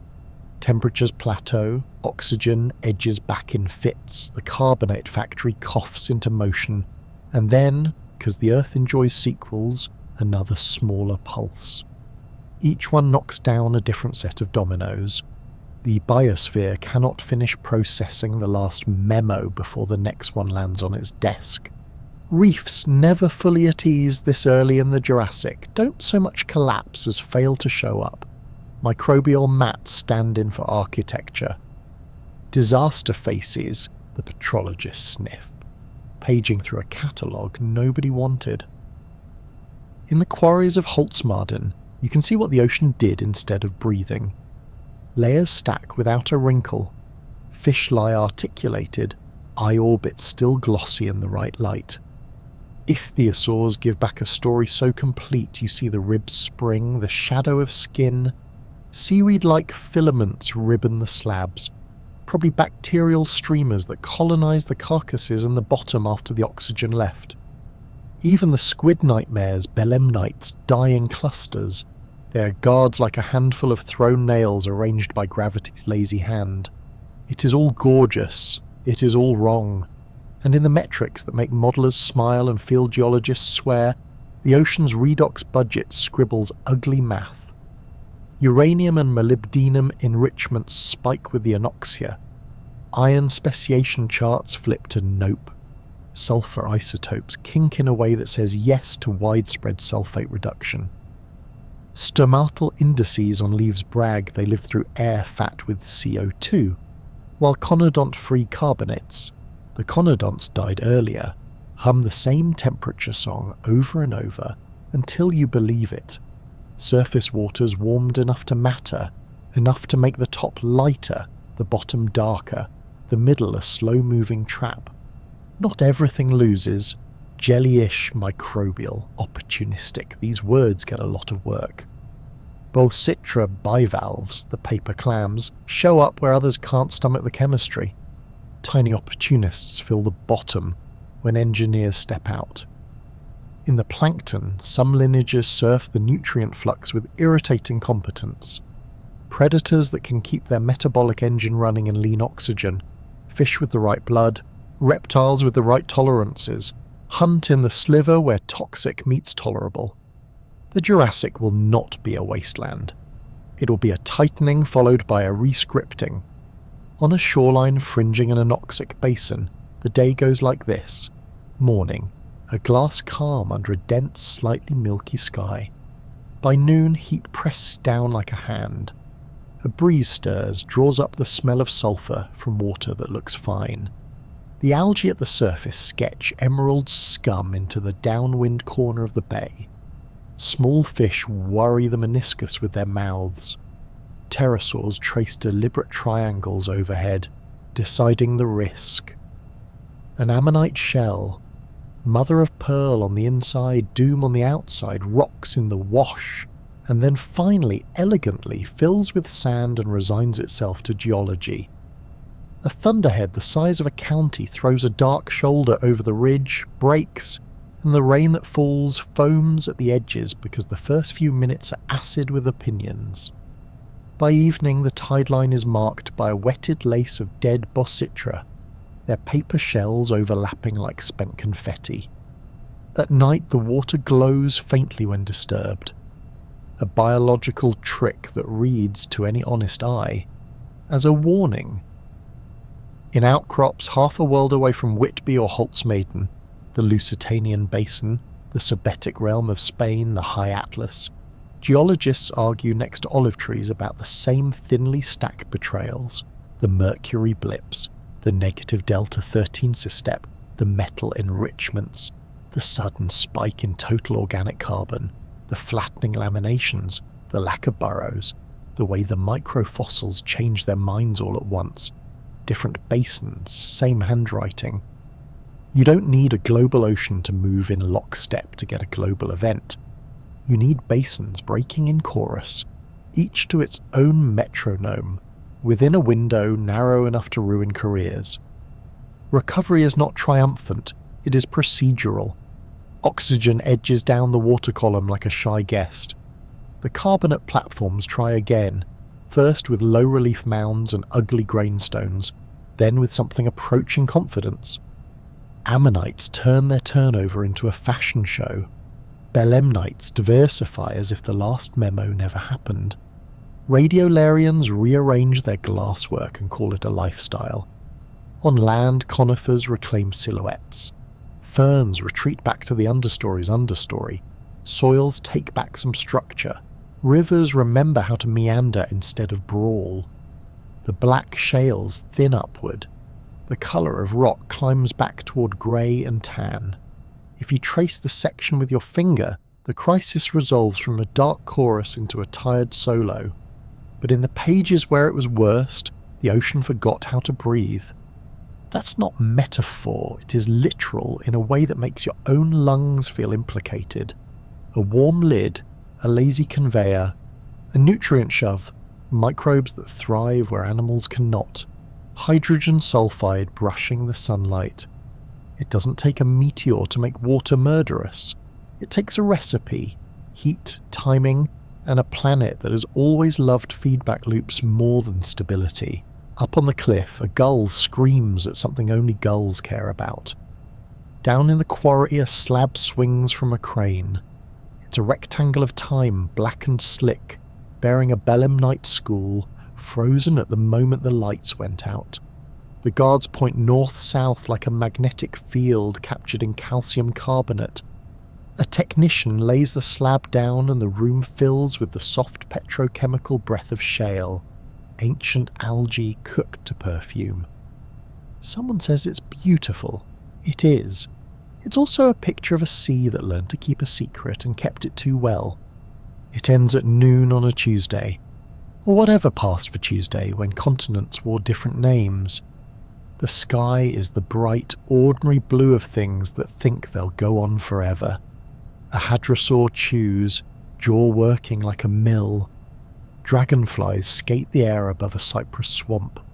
Somewhere uphill, a tyrannosaur stands very still and listens, because tyrannosaurs are not stupid, and the ground just said something in a frequency bones understand. A second sun appears over the Caribbean. There isn't time to point.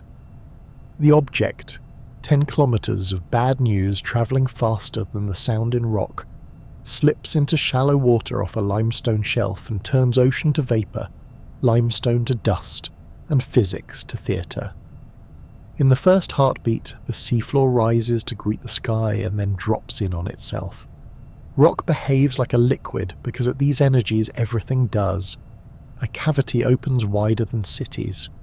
The crust rebounds like a punched drum.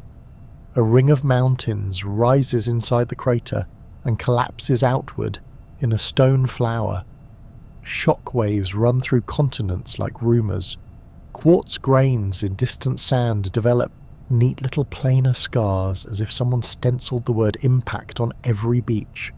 What happens at ground zero cannot be survived by anything you would recognise as alive. A pressure wave scours, water retreats, then returns as a wall, and then another wall. Tsunami after tsunami reverberating through the young Atlantic, up seaways, into rivers, across flats, around bends that thought they were too gentle to be a problem. The Gulf coasts become choreography for debris. Logs, carcasses, mats of ferns, entire mangrove neighbourhoods going somewhere else very fast. And then the sky begins to fall. The plume punches the stratosphere and sprays the planet in glass. Melted rock cools into bee-sized spherules that condense at altitude and come back down in a global drizzle, tektites rattling through canopies and pattering on water like hot rain. For a few hours in many places, the atmosphere glows. The returning ejector converts gravity into radiation, and anything dry enough to consider the idea finds itself on fire. Whether the world truly burned everywhere is a debate that keeps conference coffee hot, but charcoal turns up in enough boundary layers to call it at least a very bad day to be made of cellulose. If you're a small mammal in a burrow, the sound is a continuous distant ripping. If you're a bird tucked under brush, the kind with a beak stout enough to crack a seed, the day becomes a furnace and then a fine ash that tastes like a dull metal tongue. If you live in a pond and breathe through skin, the rain that follows is the wrong pH. The impact tore into rock laced with sulfur, the Yucatan's layered evaporites, and injected sulfur gases into the stratosphere. Aerosols bloom like pale ghosts reflecting sunlight. The short-term heat flips to a long-term cold, the kind that strangles photosynthesis. Impact winter is such a neat phrase for weeks that look like dusk and months that feel like fasting. In a road cut a world away, there is a page in the rocks only a finger thick, the colour of a bruise. Below, Cretaceous business as usual, chalk packed with caccolith plates, forums with happy spirals, pollen and spores of plants that knew when to bloom. Above, Paleogene, which has the energy of a room where someone just asked a question and everyone is suddenly interested in the floor. Between them, a smear of clay lightly salted with iridium. Cosmic dandruff rare on Earth but common in asteroids, plus shocked quartz and glassy droplets. It is a receipt. Luis and Walter Alvarez read it like handwriting. An extraterrestrial bullet signed the bill. The ocean takes longer to tell the story, but when it speaks it has receipts for days. Planktonic foraminifera, tiny shelled accountants of surface productivity, crash. Coccolithophores, the chalk makers, blink out in many places. The CCD, the depth at which calcium carbonate dissolves, shoals toward the surface like a threat, and the shallow seas respond by laying down fewer limestones and more shales. Acidified surface waters gnaw at shells. If your offspring drift as larvae in the upper ocean waiting for the sun to hire them, this is not the moment to be an ammonite. They vanish, all those baroque spirals, their millions of years of iterative geometry, ending in a line so sharp you could cut paper on it. Their cousins, the nautiloids, keep on perhaps because their eggs sit on the seafloor rather than hitchhiking the poisoned plankton. Sometimes evolutionary strategy is simply the address on your nursery. Inland, forests fail like lungs. The fossil pollen record coughs and then smooths to a spike of fern spores, a green rash across continents. Ferns are the ambulance drivers of plant ecology. They show up first to blankets of ash and soil made loose and sour, roll out their mats, and try, with admirable lack of subtlety, to make the place green again. Birds that can eat seeds ride this out because seeds are little time capsules of calories with their own packaging. Birds that require insects in trees are in a rough patch because the trees took the day off, and the night, and the week. On a mudflat newly made by a river that has not meandered so much as panicked, a crocodilian slides into brown water. It will survive because it is an energy accountant. It can lower its metabolic burn, wait in what amounts to suspended appetite, eat almost anything that drifts by including the failures of others, and it does not need a forest productivity to balance its books. The seagoing versions, the mosasaurs, the long-necked plesiosaurs, were apex specialists tied to a marine food web that took bullet to the heart.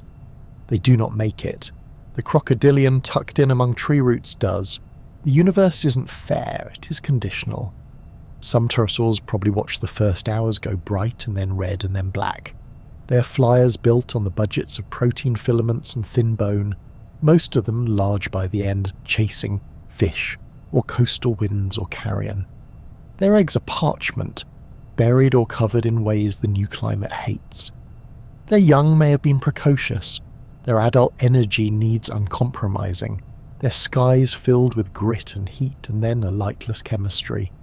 The birds, descendants of small ground-friendly theropods, carry air sacs through their bones and engines in their chests that strip oxygen with more arrogance than most lungs.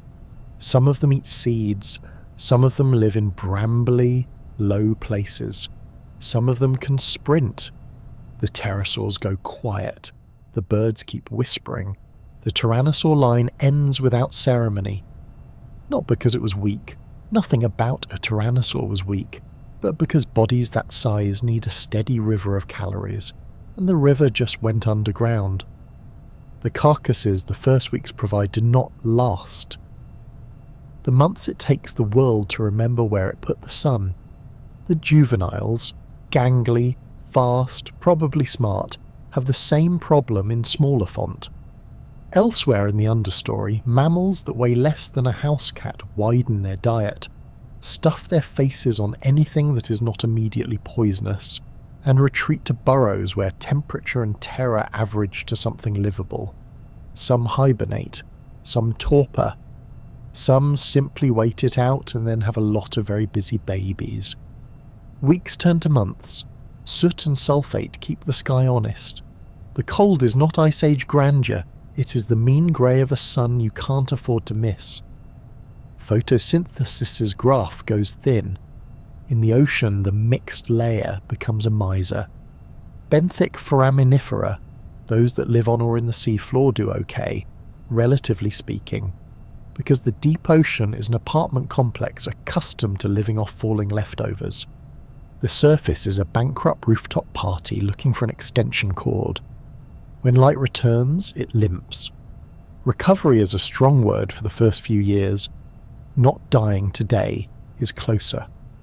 Somewhere in India, on the other side of the world from the crater, lava keeps happening. The Deccan traps are not theatrics, they are persistence. Pulses of basalt arrive before and after the impact, exhaling CO2 like the planet lit a slow cigar. There's an argument you can watch like a tennis match. Did the impact goose the volcanism? Did the gases from those eruptions load the dice before the rock from space rolled across the table?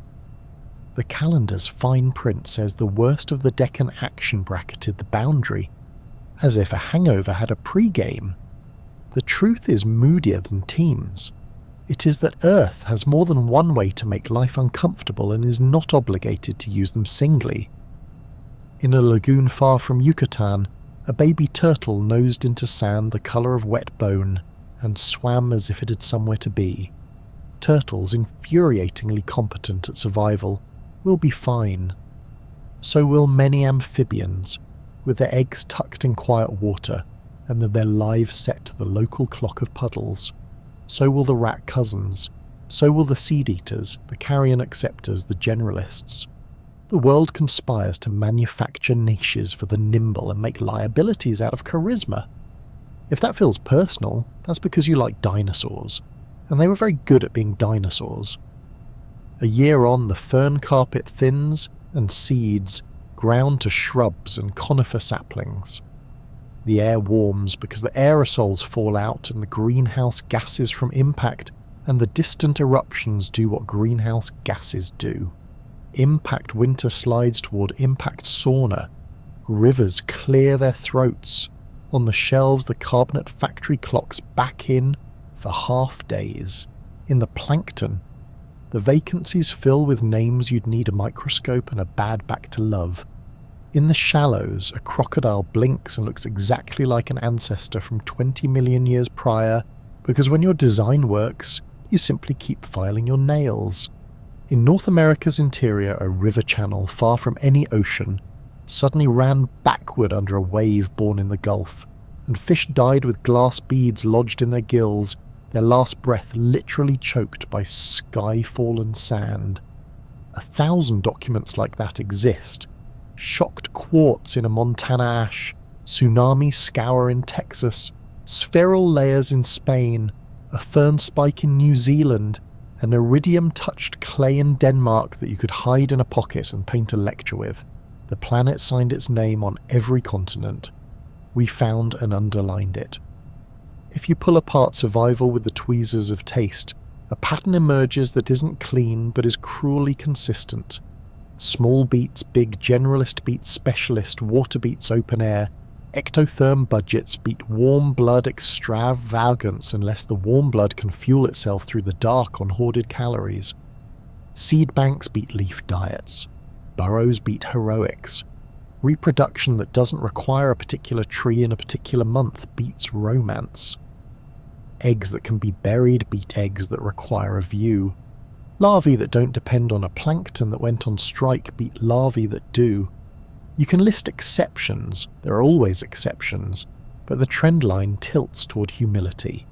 And still, some things just do not add up in a way that feels satisfying. Birds live, pterosaurs do not. Crocodiles cruise on, mosasaurs stop, nautiluses nod and carry on a conversation with deep time. Ammonites vanish with a flourish. There are answers, physiology, ontogeny, ecology, and then there is the other answer, the one that professionals just call contingency because it's rude to say luck at a grant meeting. The crater explains the punch, it does not predict the bruises. Walk a cliff in Western Europe where chalk cliffs end in a dark line you can cover with your palm. Below, white made of billions of murdered algae plates. Above, grey-greens and tans of a world editing itself from scratch. Put your thumb on the line. Under it, sauropods tested bridge engineering with bones. Hadrosaurs made teeth by the radiator full. Tyrannosaurs bit the air because they could. Above it, rodents and relatives sharpened their claws on opportunity. Birds practiced vowels. The palm family reconsidered latitude. A few scruffy primates began the long mistake that ends in you standing here with your thumb on a line, asking why the planet chose to keep the animals that can eventually make a question and a thumb. Even if you never saw the crater, you'd feel it in the quiet between certain kinds of birdsong, in the way a museum hall echoes with the absence of giants, in the fact that nautiluses still look like Victorian paperweights, and there are no ammonites winking from tide pools. A rock fell, a basin breathed sulphur, the sky remembered how to be dark at noon, and the set was struck. The new play inherited the stage not because it had the best actors, but because it had the ones who still remembered their lines when the lights came back on.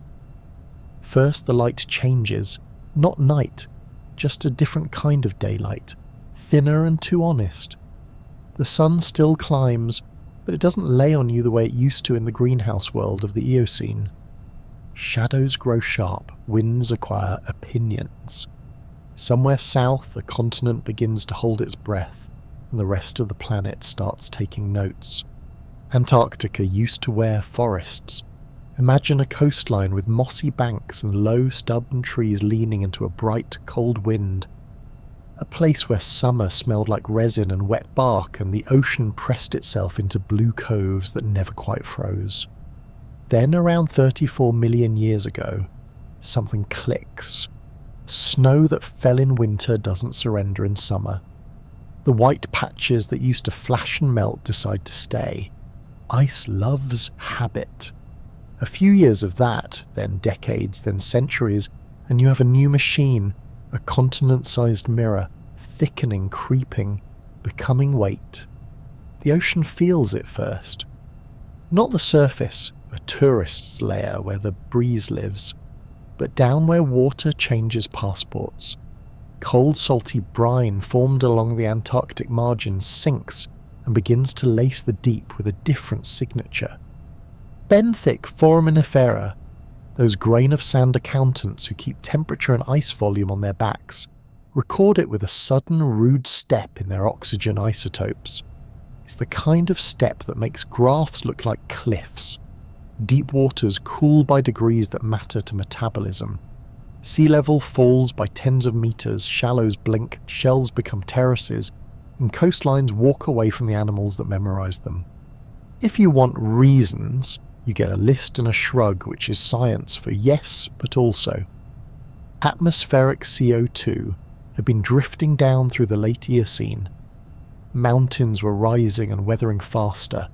Rivers were feeding the ocean with the chemistry of ground-up rock, and the planet was quietly moving carbon from air to stone like a neat freak hiding clutter in cupboards. Hit the right threshold and the ice machine kicks on. Meanwhile, tectonics peeled Australia away from Antarctica, opening the Tasmanian gateway into more than a puddle. South America edged off just enough to make the future Drake Passage a rumour with depth.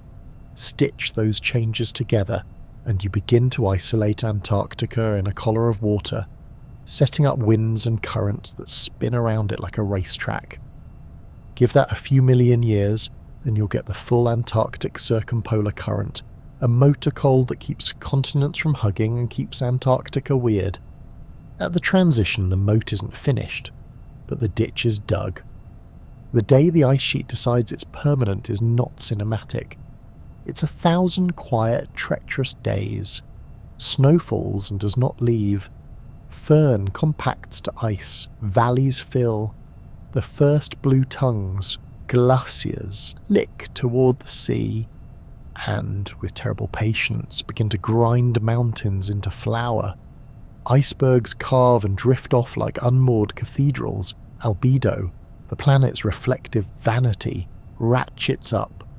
More sunlight bounces back to space, which means more cooling, which means more ice, which means the feedback loop starts humming a song only climate systems find catchy. Sail north a week and you reach water that looks normal and is not. The surface is crisp and gin bright. Beneath it, the deep has changed locks. Oxygenated Antarctic water pours into the abyss, rearranging global circulation. Old currents falter, new ones introduce themselves without shaking hands. Creatures that specialize in yesterday's conveyor belts discover those belts now deliver to different addresses at different temperatures. On the deep sea floor, about half of the benthic foraminifera species don't make the meeting. They vanish, not because temperature alone is mean, but because deep ocean chemistry, food supply, and the whole steady heartbeat of bottom water just got a new drummer. Extinction sounds like a scythe. Here it's a policy change. Surface life has its own panic. Plankton communities are not delicate exactly, but they are discerning. Coccolithophores that built Cretaceous chalk empires had already been losing swagger. Now, with colder, more seasonal seas and a different menu of nutrients rising from below, other players get loud. Diatoms, glasshouse algae that thrive when upwelling is feisty, multiply, carving the water into emerald scums that look like hope from space and like work from underneath. Krill kingdoms begin their quiet practice sessions, tuning an orchestra that won't truly dominate until the ice learns to breathe winter-summer rhythms and feed them algae like candy. In time, this is how you get baleen whales big enough to be architectural problems, cold walls of current, nutrient, confetti, plankton blooms choreographed by a polar metronome. But first you get confusion. Onshore, the air takes on a new edge. The word season means something sharper now. Forests sipped year-round warmth find themselves forced into schedules. Broadleaf trees in temperate belts grow thicker cuticles, then give ground. Conifers and steppe shrubs move in with the grim confidence of species that never liked extravagance anyway. Dust begins to travel more. The new winds have more to say. In Europe, something that reads like a border crossing appears in the fossil record, the Grande Coupure, the Great Cut. Here's how it feels at ground level. For millions of years, Western Europe has been an island of sorts, a warm green peninsular province with its own weird mammals. Long-legged deerish ziphodonts, tiptoeing through swamps, barrel-chested anaplothers, doing their best Dippo impressions, without quite committing to the water. Nimble little paleotheres pretending to be horses with leafier tastes. Primates cling to canopy life. Creodont carnivores with too many teeth own the night. Then the climate pulls the rug and the sea level takes the door off its hinges. The Turgai Strait, the shallow seaway that once separated Europe from Asia, dries into a passable corridor. Cold snaps come like collection notices. The endemic herbivores who needed soft leaves and softer winters fail their new exam. From the east come immigrants with resumes that read adaptable. Small, fast-breeding rodents with modern molars swarm the leaf litter. Lagomorphs, the rabbit clan, arrive with their blameless eyes and explosive reproductive math. Artiodactyls with tougher stomachs file in, some with the pre-ruminant toolkit that makes dry grass an all-you-can-eat buffet. Rhinoceratoids, sturdy, horned, uninterested in your opinion, walk in with shoulders that assume right of way. Carnivores with more modern jaws, early dogs and their kin sniff around the vacancies. Creodonts, those old-school meat engineers, start looking like yesterday. Primates flip through their Rolodex and find Africa still works. Europe not so much. The Great Cut is a ghosting. Europe's warm climate flirtations replaced by long-distance relationships with Siberian resilience. It isn't murderous everywhere. Africa remains a greenhouse holdout, a refuge of figs and humidity where anthropoid primates keep tinkering with faces and wrists and plans. South America drifts in splendid isolation, cooking up ground sloths with the patience of saints, notungulates that defy easy insult, and terror birds who refuse to take a joke. But even there, river levels change, and forest edges learn new shapes, because when a hemisphere puts ice on and takes sea level down, every shoreline shuffles a step. Back south, Antarctica fattens and learns pain. Ice sheets are not static, they surge and stall and creak. They grind mountains into silt so fine it stays suspended halfway to New Zealand, tinting summer skies the colour of breath. They carve bergs that carry fresh water north, layering the ocean in the polar fringe like a parfait. Sweet, light meltwater on top, older brine below. That layering traps heat, which melts ice shelves from beneath, which is the sort of irony the cryosphere enjoys. Storm tracks sharpen. The polar jet tidies up. The world experiments with a new choreography where storms fire like arrows along boundaries that weren't there before. In the North Atlantic, something else rearranges furniture. When the South begins to make true bottom water, the North responds with its own deep water convection experiments. Salty, cold water in marginal seas gets dense and sinks, and the nascent seesaw between hemispheres creaks into its first clumsy motions. Oceans are gossip networks. Change the story at the Antarctic bar, and someone in the North Atlantic will quote you by evening. Sea levels fall is not a high tide you misjudged, it's a map you don't recognise. Tidal flats you hunted on are now terraces high and dry. Coral communities retreat down the steps and find the chemistry there unkind. Estuaries pinch. Continental shelves that had been nursery grounds for fish pull back. Trawl your net and come up with fewer of the juveniles that stock tomorrow. In chalky cliffs that used to be beaches, wave-cut notches now hang like smiles on a face that forgot the joke. Then there are the two loud bangs that some people try to add to the script. Big impacts in the late Eocene, one near the future Chesapeake Bay in North America, one at Popigai in Siberia, both large enough to leave tektite carpets and geologists with interesting afternoons. They're a couple of million years early for the main freeze, geological seconds but climatological meaning. Could they have knocked the system sideways, thrown dust and sulfate into the air, spiked acid rain, frightened forests, and trimmed a few hedges? Of course. Did they flip the Eocene to Oligocene switch by themselves? The timing shrugs. They look like jump scares during a slow, deliberate genre change. Below the waves, the quiet catastrophe of the deep continues. The benthic extinction isn't an asteroid signature. It's a suffocation by procedure. Food flux to the abyss changes. The microbial pantry gets reorganized. Oxygen in some basins rises with the new deep water source, while in others, circulation complications starve what shouldn't be starved. Species adapted to stout, warm, nutrient-limited deep seas find themselves in a colder, better ventilated, differently rationed apartment complex.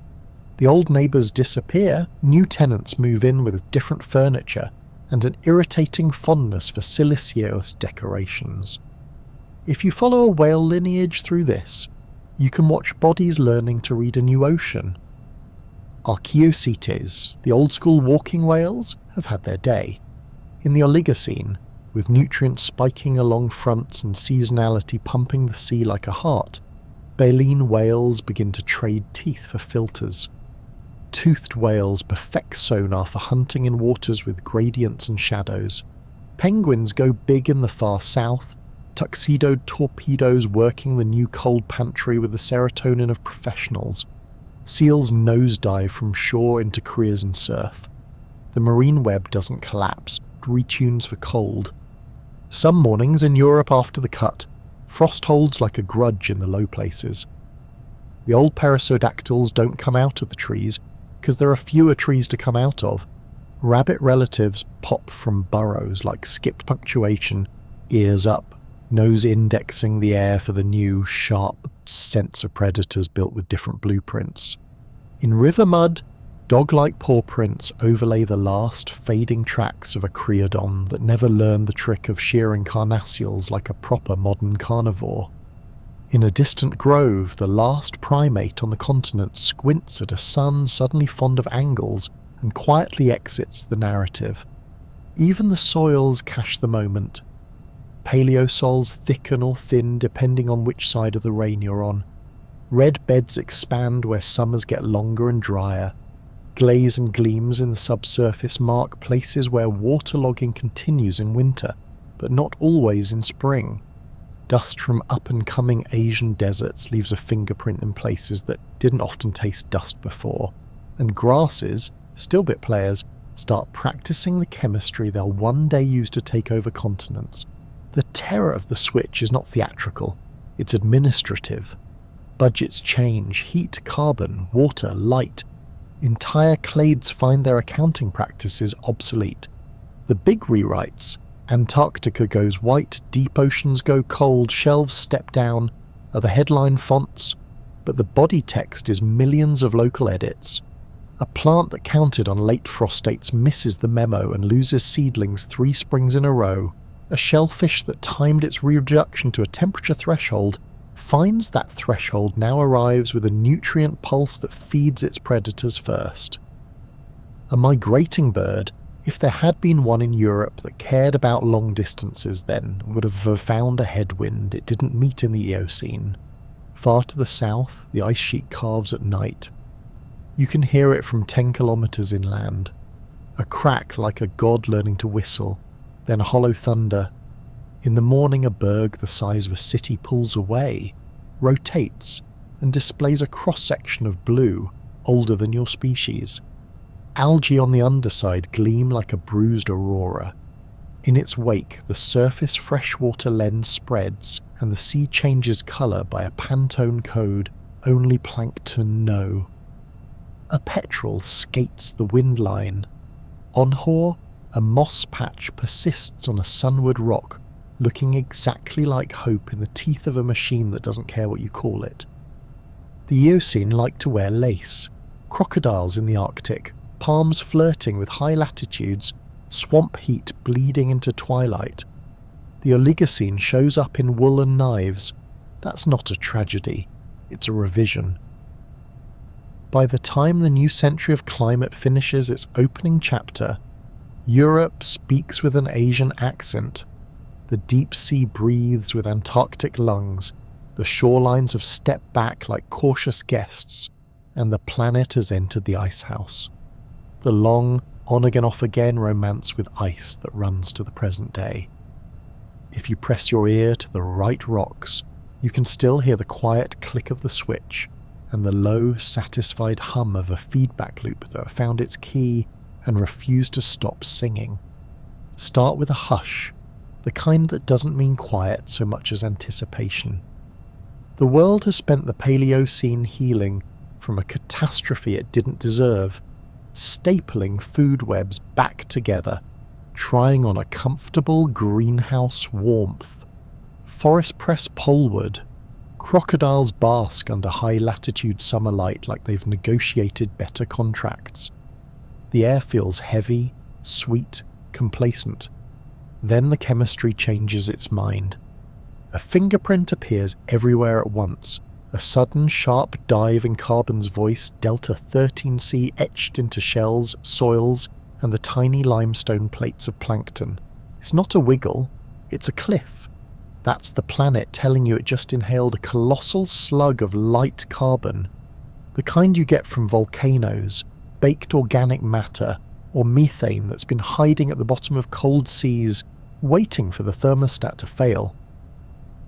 Overnight, in geological terms, thousands of years, not millions, the atmosphere gets dense with greenhouse breath.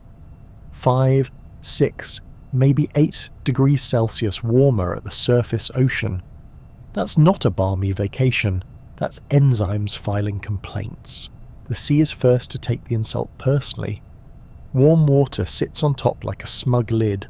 Circulation slackens. Oxygen delivery to the deep grows lazy. Meanwhile, the dissolved carbonate chemistry, the invisible bank that lets shells exist, gets raided. Acidified surface waters begin eating the bottom of the ocean from the top down. In cores, there's a level where white turns brown. Carbonate sediments stop making it to the seafloor because the water column has started to fits. The lysocline and the carbonate compensation depth sprint upward by a kilometre or 2 in places, which sounds academic until you imagine every calcifying organism below the new line discovering that their house is now technically soluble. Down there, a quiet empire dies.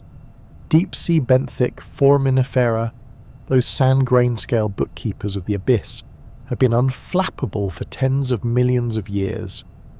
Then, during this single carbon fit, half their species vanish. Not because a meteor punched the lights out, because the pantry changed.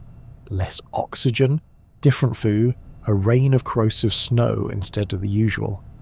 The seafloor laminates like a closed journal, because the animals that normally churn it have stopped writing. At the surface, plankton reorganise the party seating. Coccolithophores, the chalk makers, shed and reshuffle. Some groups thin, some pivot, some endure with a stubborn talent for coping. Planktic foraminifera trade lineages like a band swapping guitarists mid-tour. The dinoflagellate Apectodinium throws loud global blooms, a thermophile's confetti tossed from equator to Arctic, signalling surface waters so warm they feel like bathwater poured by a distracted god. In shelf basins, oxygen minimum zones fatten. In a few miserable corners, the chemistry goes sulfidic and the photic zone flirts with rotten egg breath. You don't need purple-green bacterial pigments in the rock to tell you it went bad, but they sometimes show up anyway, like a neon sign in a respectable neighbourhood. Step onto land and the air itself seems different, thicker, more perfumed, with storms that have the manners of drunks. The hydrological cycle revs like an engine with the choke jammed. Rain falls harder when it falls and forgets familiar addresses when it doesn't. Rivers braid and rage, then retreat into cracked beds. Hillsides weep soil. In the strata, the clay minerals change their accent, kaolinite surges, because chemical weathering has gone into overdrive, stripping continents of cations like an over-enthusiastic house cleaner. Every floodplain wears fresh laterite rouge. Forest leaves record the heat in their margins, more smooth edges, fewer teeth. A botanical thermometer toasted into fossils. The animals do what animals always do when the rules change. They shrink, sprint, scatter, and improvise. In the red and cream badlands of what will one day be Wyoming, horses the size of small dogs tiptoe through gallery forests, hooves clicking like dice in a bowl. Their teeth record the carbon dive, their bones record something stranger, dwarfing. In that first hot pulse, many mammals miniaturize by a third or more, bodies economizing to shed heat. Mature sooner, make babies on smaller budgets. It's not just horses, primates and hoofed things follow suit. The Lilliput effect isn't cute here. It's a survival ledger. High latitudes stop pretending to be high. In the Arctic, summers steam, winters soften to damp and dark rather than lethal. Thermophilic dinocysts bloom in waters that should never have been their home. Swamp cypresses lean into 24-hour sunlight. Turtles swim figure eights under a sky that wears no auroral crown because the cold has been evicted. Land bridges, through Greenland, through the Thulian archipelago, become highways. Primate faces peer out of dusk in places their grandparents couldn't have survived. Within what amounts to one long bad human century of onset, lineages sprint across continents, showing up on the wrong sides of oceans because temporarily there is no wrong. It wasn't one switch, it was likely a conspiracy. To the northwest, the crust tore itself open in what will become the North Atlantic. Magma didn't just erupt. It intruded sideways as sills into basins stuffed with organic shales and coals. Picture a gigantic oven element sliding into a pantry and preheating the shelves. Thermogenic gases, CO2, CH4, bled out of baked rock and went skyward without bothering to knock. That would have been plenty. Add the possibility of clathrates, ice cages of methane, melting on continental slopes as bottom waters warmed, and you've scripted a self-feeding loop. A burp of heat releases gas that adds heat that releases more gas. You don't need all the suspects to be guilty, you just need them to text each other. The onset is insultingly fast for geology, maybe a few thousand years to dump thousands of gigatons of carbon. The recovery is slower because the only tools big enough to mop up that mess are made of stone and rain. Silicate weathering, carbonic acid nibbling rock, rivers escorting bicarbonate to the sea, shells locking the debt away, starts paying the bill. It takes on the order of 100 to 200,000 years to quiet the isotopic tantrum and coax carbonate back onto the deep floor. Along the way, the system overshoots. Once the carbonate factory wakes, it sometimes goes hard, burying more than the old normal. Compensatory anxiety attack in limestone. Walk a coastal marsh while the sky is cranky. The tide's timing is right, its chemistry is wrong. Foraminifera in brackish shallows, those tiny testate citizens that track salinity and pH like nosy neighbours, abandon their usual addresses. The marsh shifts from a mosaic to a smear. Insect herbivory explodes. Fossil leaves look like confetti after a mothball war. Plants stressed by heat and drought flood whiplash leak sugars and acids, and the bugs show up like they got a handwritten invitation. Some forests cough and then reassemble with different cast lists. Palms taking corridors poleward. Laurel-like foliage thriving where beech once sulked. In the middle of all this, hyperthermals, smaller aftershocks, flicker like echoes. Another weaker carbon sneeze. Another isotopic kink. Another minute of anxiety for plankton and soils. They're reminders that once a carbon system gets jittery, it can stutter until the big feedbacks, weathering carbonate burial, pin it back to the mat. The rock record keeps them like fingernail scratches, thin negative excursions nested above the big plunge, each with its own little bloom of blacker shales and dissolving horizons. Not everything hates the heat. Some lineages discover new careers. Early bats skim warm night air over lakes gone syrup-thick with life. Snakes lengthen. Termites and their symbionts take advantage of fallen forests, turning cellulose into soil and gases with dedicated cheer. In the sea, some pelagic forams pivot to smaller, lighter shells that ride the surface better in a stratified world. Opportunists that tolerate acid and low oxygen whisper, "We told you so," and expand. But listen also for failure. Coral communities, already rare in the Paleocene, do not flourish. Where they do exist, acid tests their patience. On shelves, the carbonate factory's off-switch leaves silts and clays to do a job they're not built for, smothering what should have been bright grainstones in dull pages. In the deep, there are crushingly beautiful slabs of clay where ooze used to fall like slow snow, units you can thumb through like a book of grief. They smell faintly of ancient breath when you split them. On a hillside in the Bighorn Basin, a paleosol, a fossil soil, sits like a chapter divider. Below, carbonate nodules carry a heavier isotopic signature, a world with a simpler breath. Above, the nodules go light. The colour goes more red. The clay shifts toward kaolinite. Threaded through are the first North American primates, tailhardina, tiny animals with quick hands and quicker eyes. Their very presence proof that climate can swing open doors and invite in strangers. Nearby, a horse, the earliest of horses, gets smaller up section, the bones whispering the math. More heat, less size, sooner adulthood, more resilience in a world that suddenly counts days differently. Cross to the seafloor through a core pulled from the mid-Atlantic. The PTM is a cinnamon band between vanilla. Above and below, foraminifera test sparkle. Coccolith plates turn the smear white. In the band everything is duller, thinner, more fragile or altogether gone.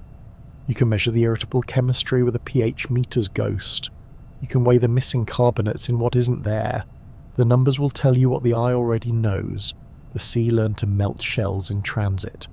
What's unnerving is how elegantly the planet behaved, even in crisis, like a system obeying its own rules too well. Pump carbon, raise temperature, stratify water, starve the deep, dissolve the chalk, spike the storms, speed the weathering, draw carbon back down, reset.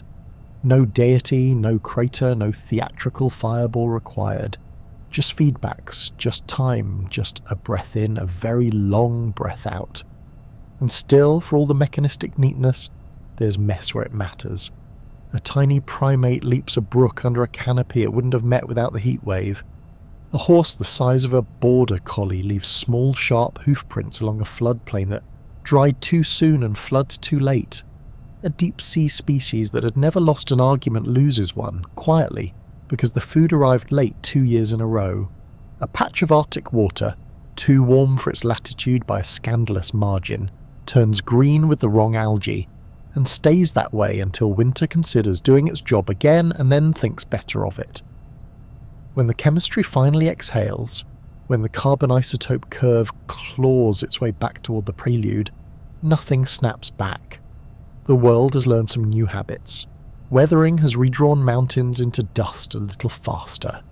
Rivers carry that lesson to deltas and fans. Soils in some belts have been stripped to lateritic bone. Lineages that sprinted across land bridges now live with their choices. The deep sea repopulates, but with a new accent. The forests reweave themselves with a different pattern, more palms and laurels in places, different insects telling different jokes at dusk. If you wanted a spectacle, the PETM refuses to oblige. It is not a single screaming day, it is tens of thousands of noisy, weird, uncomfortable seasons, a planet over-caffeinated, underslept, reconfiguring its circulation and its appetite while trying to keep the lights on. That's why it haunts. Catastrophes with craters are easy to hate. Catastrophes made of ordinary rules applied hard are harder to forget. The sea learned to taste like soda. The sky learned to carry more water than manners. The rocks learned to remember it all, in carbon and clay and the sudden smallness of mammals trying to run across a world that had quietly turned up the heat.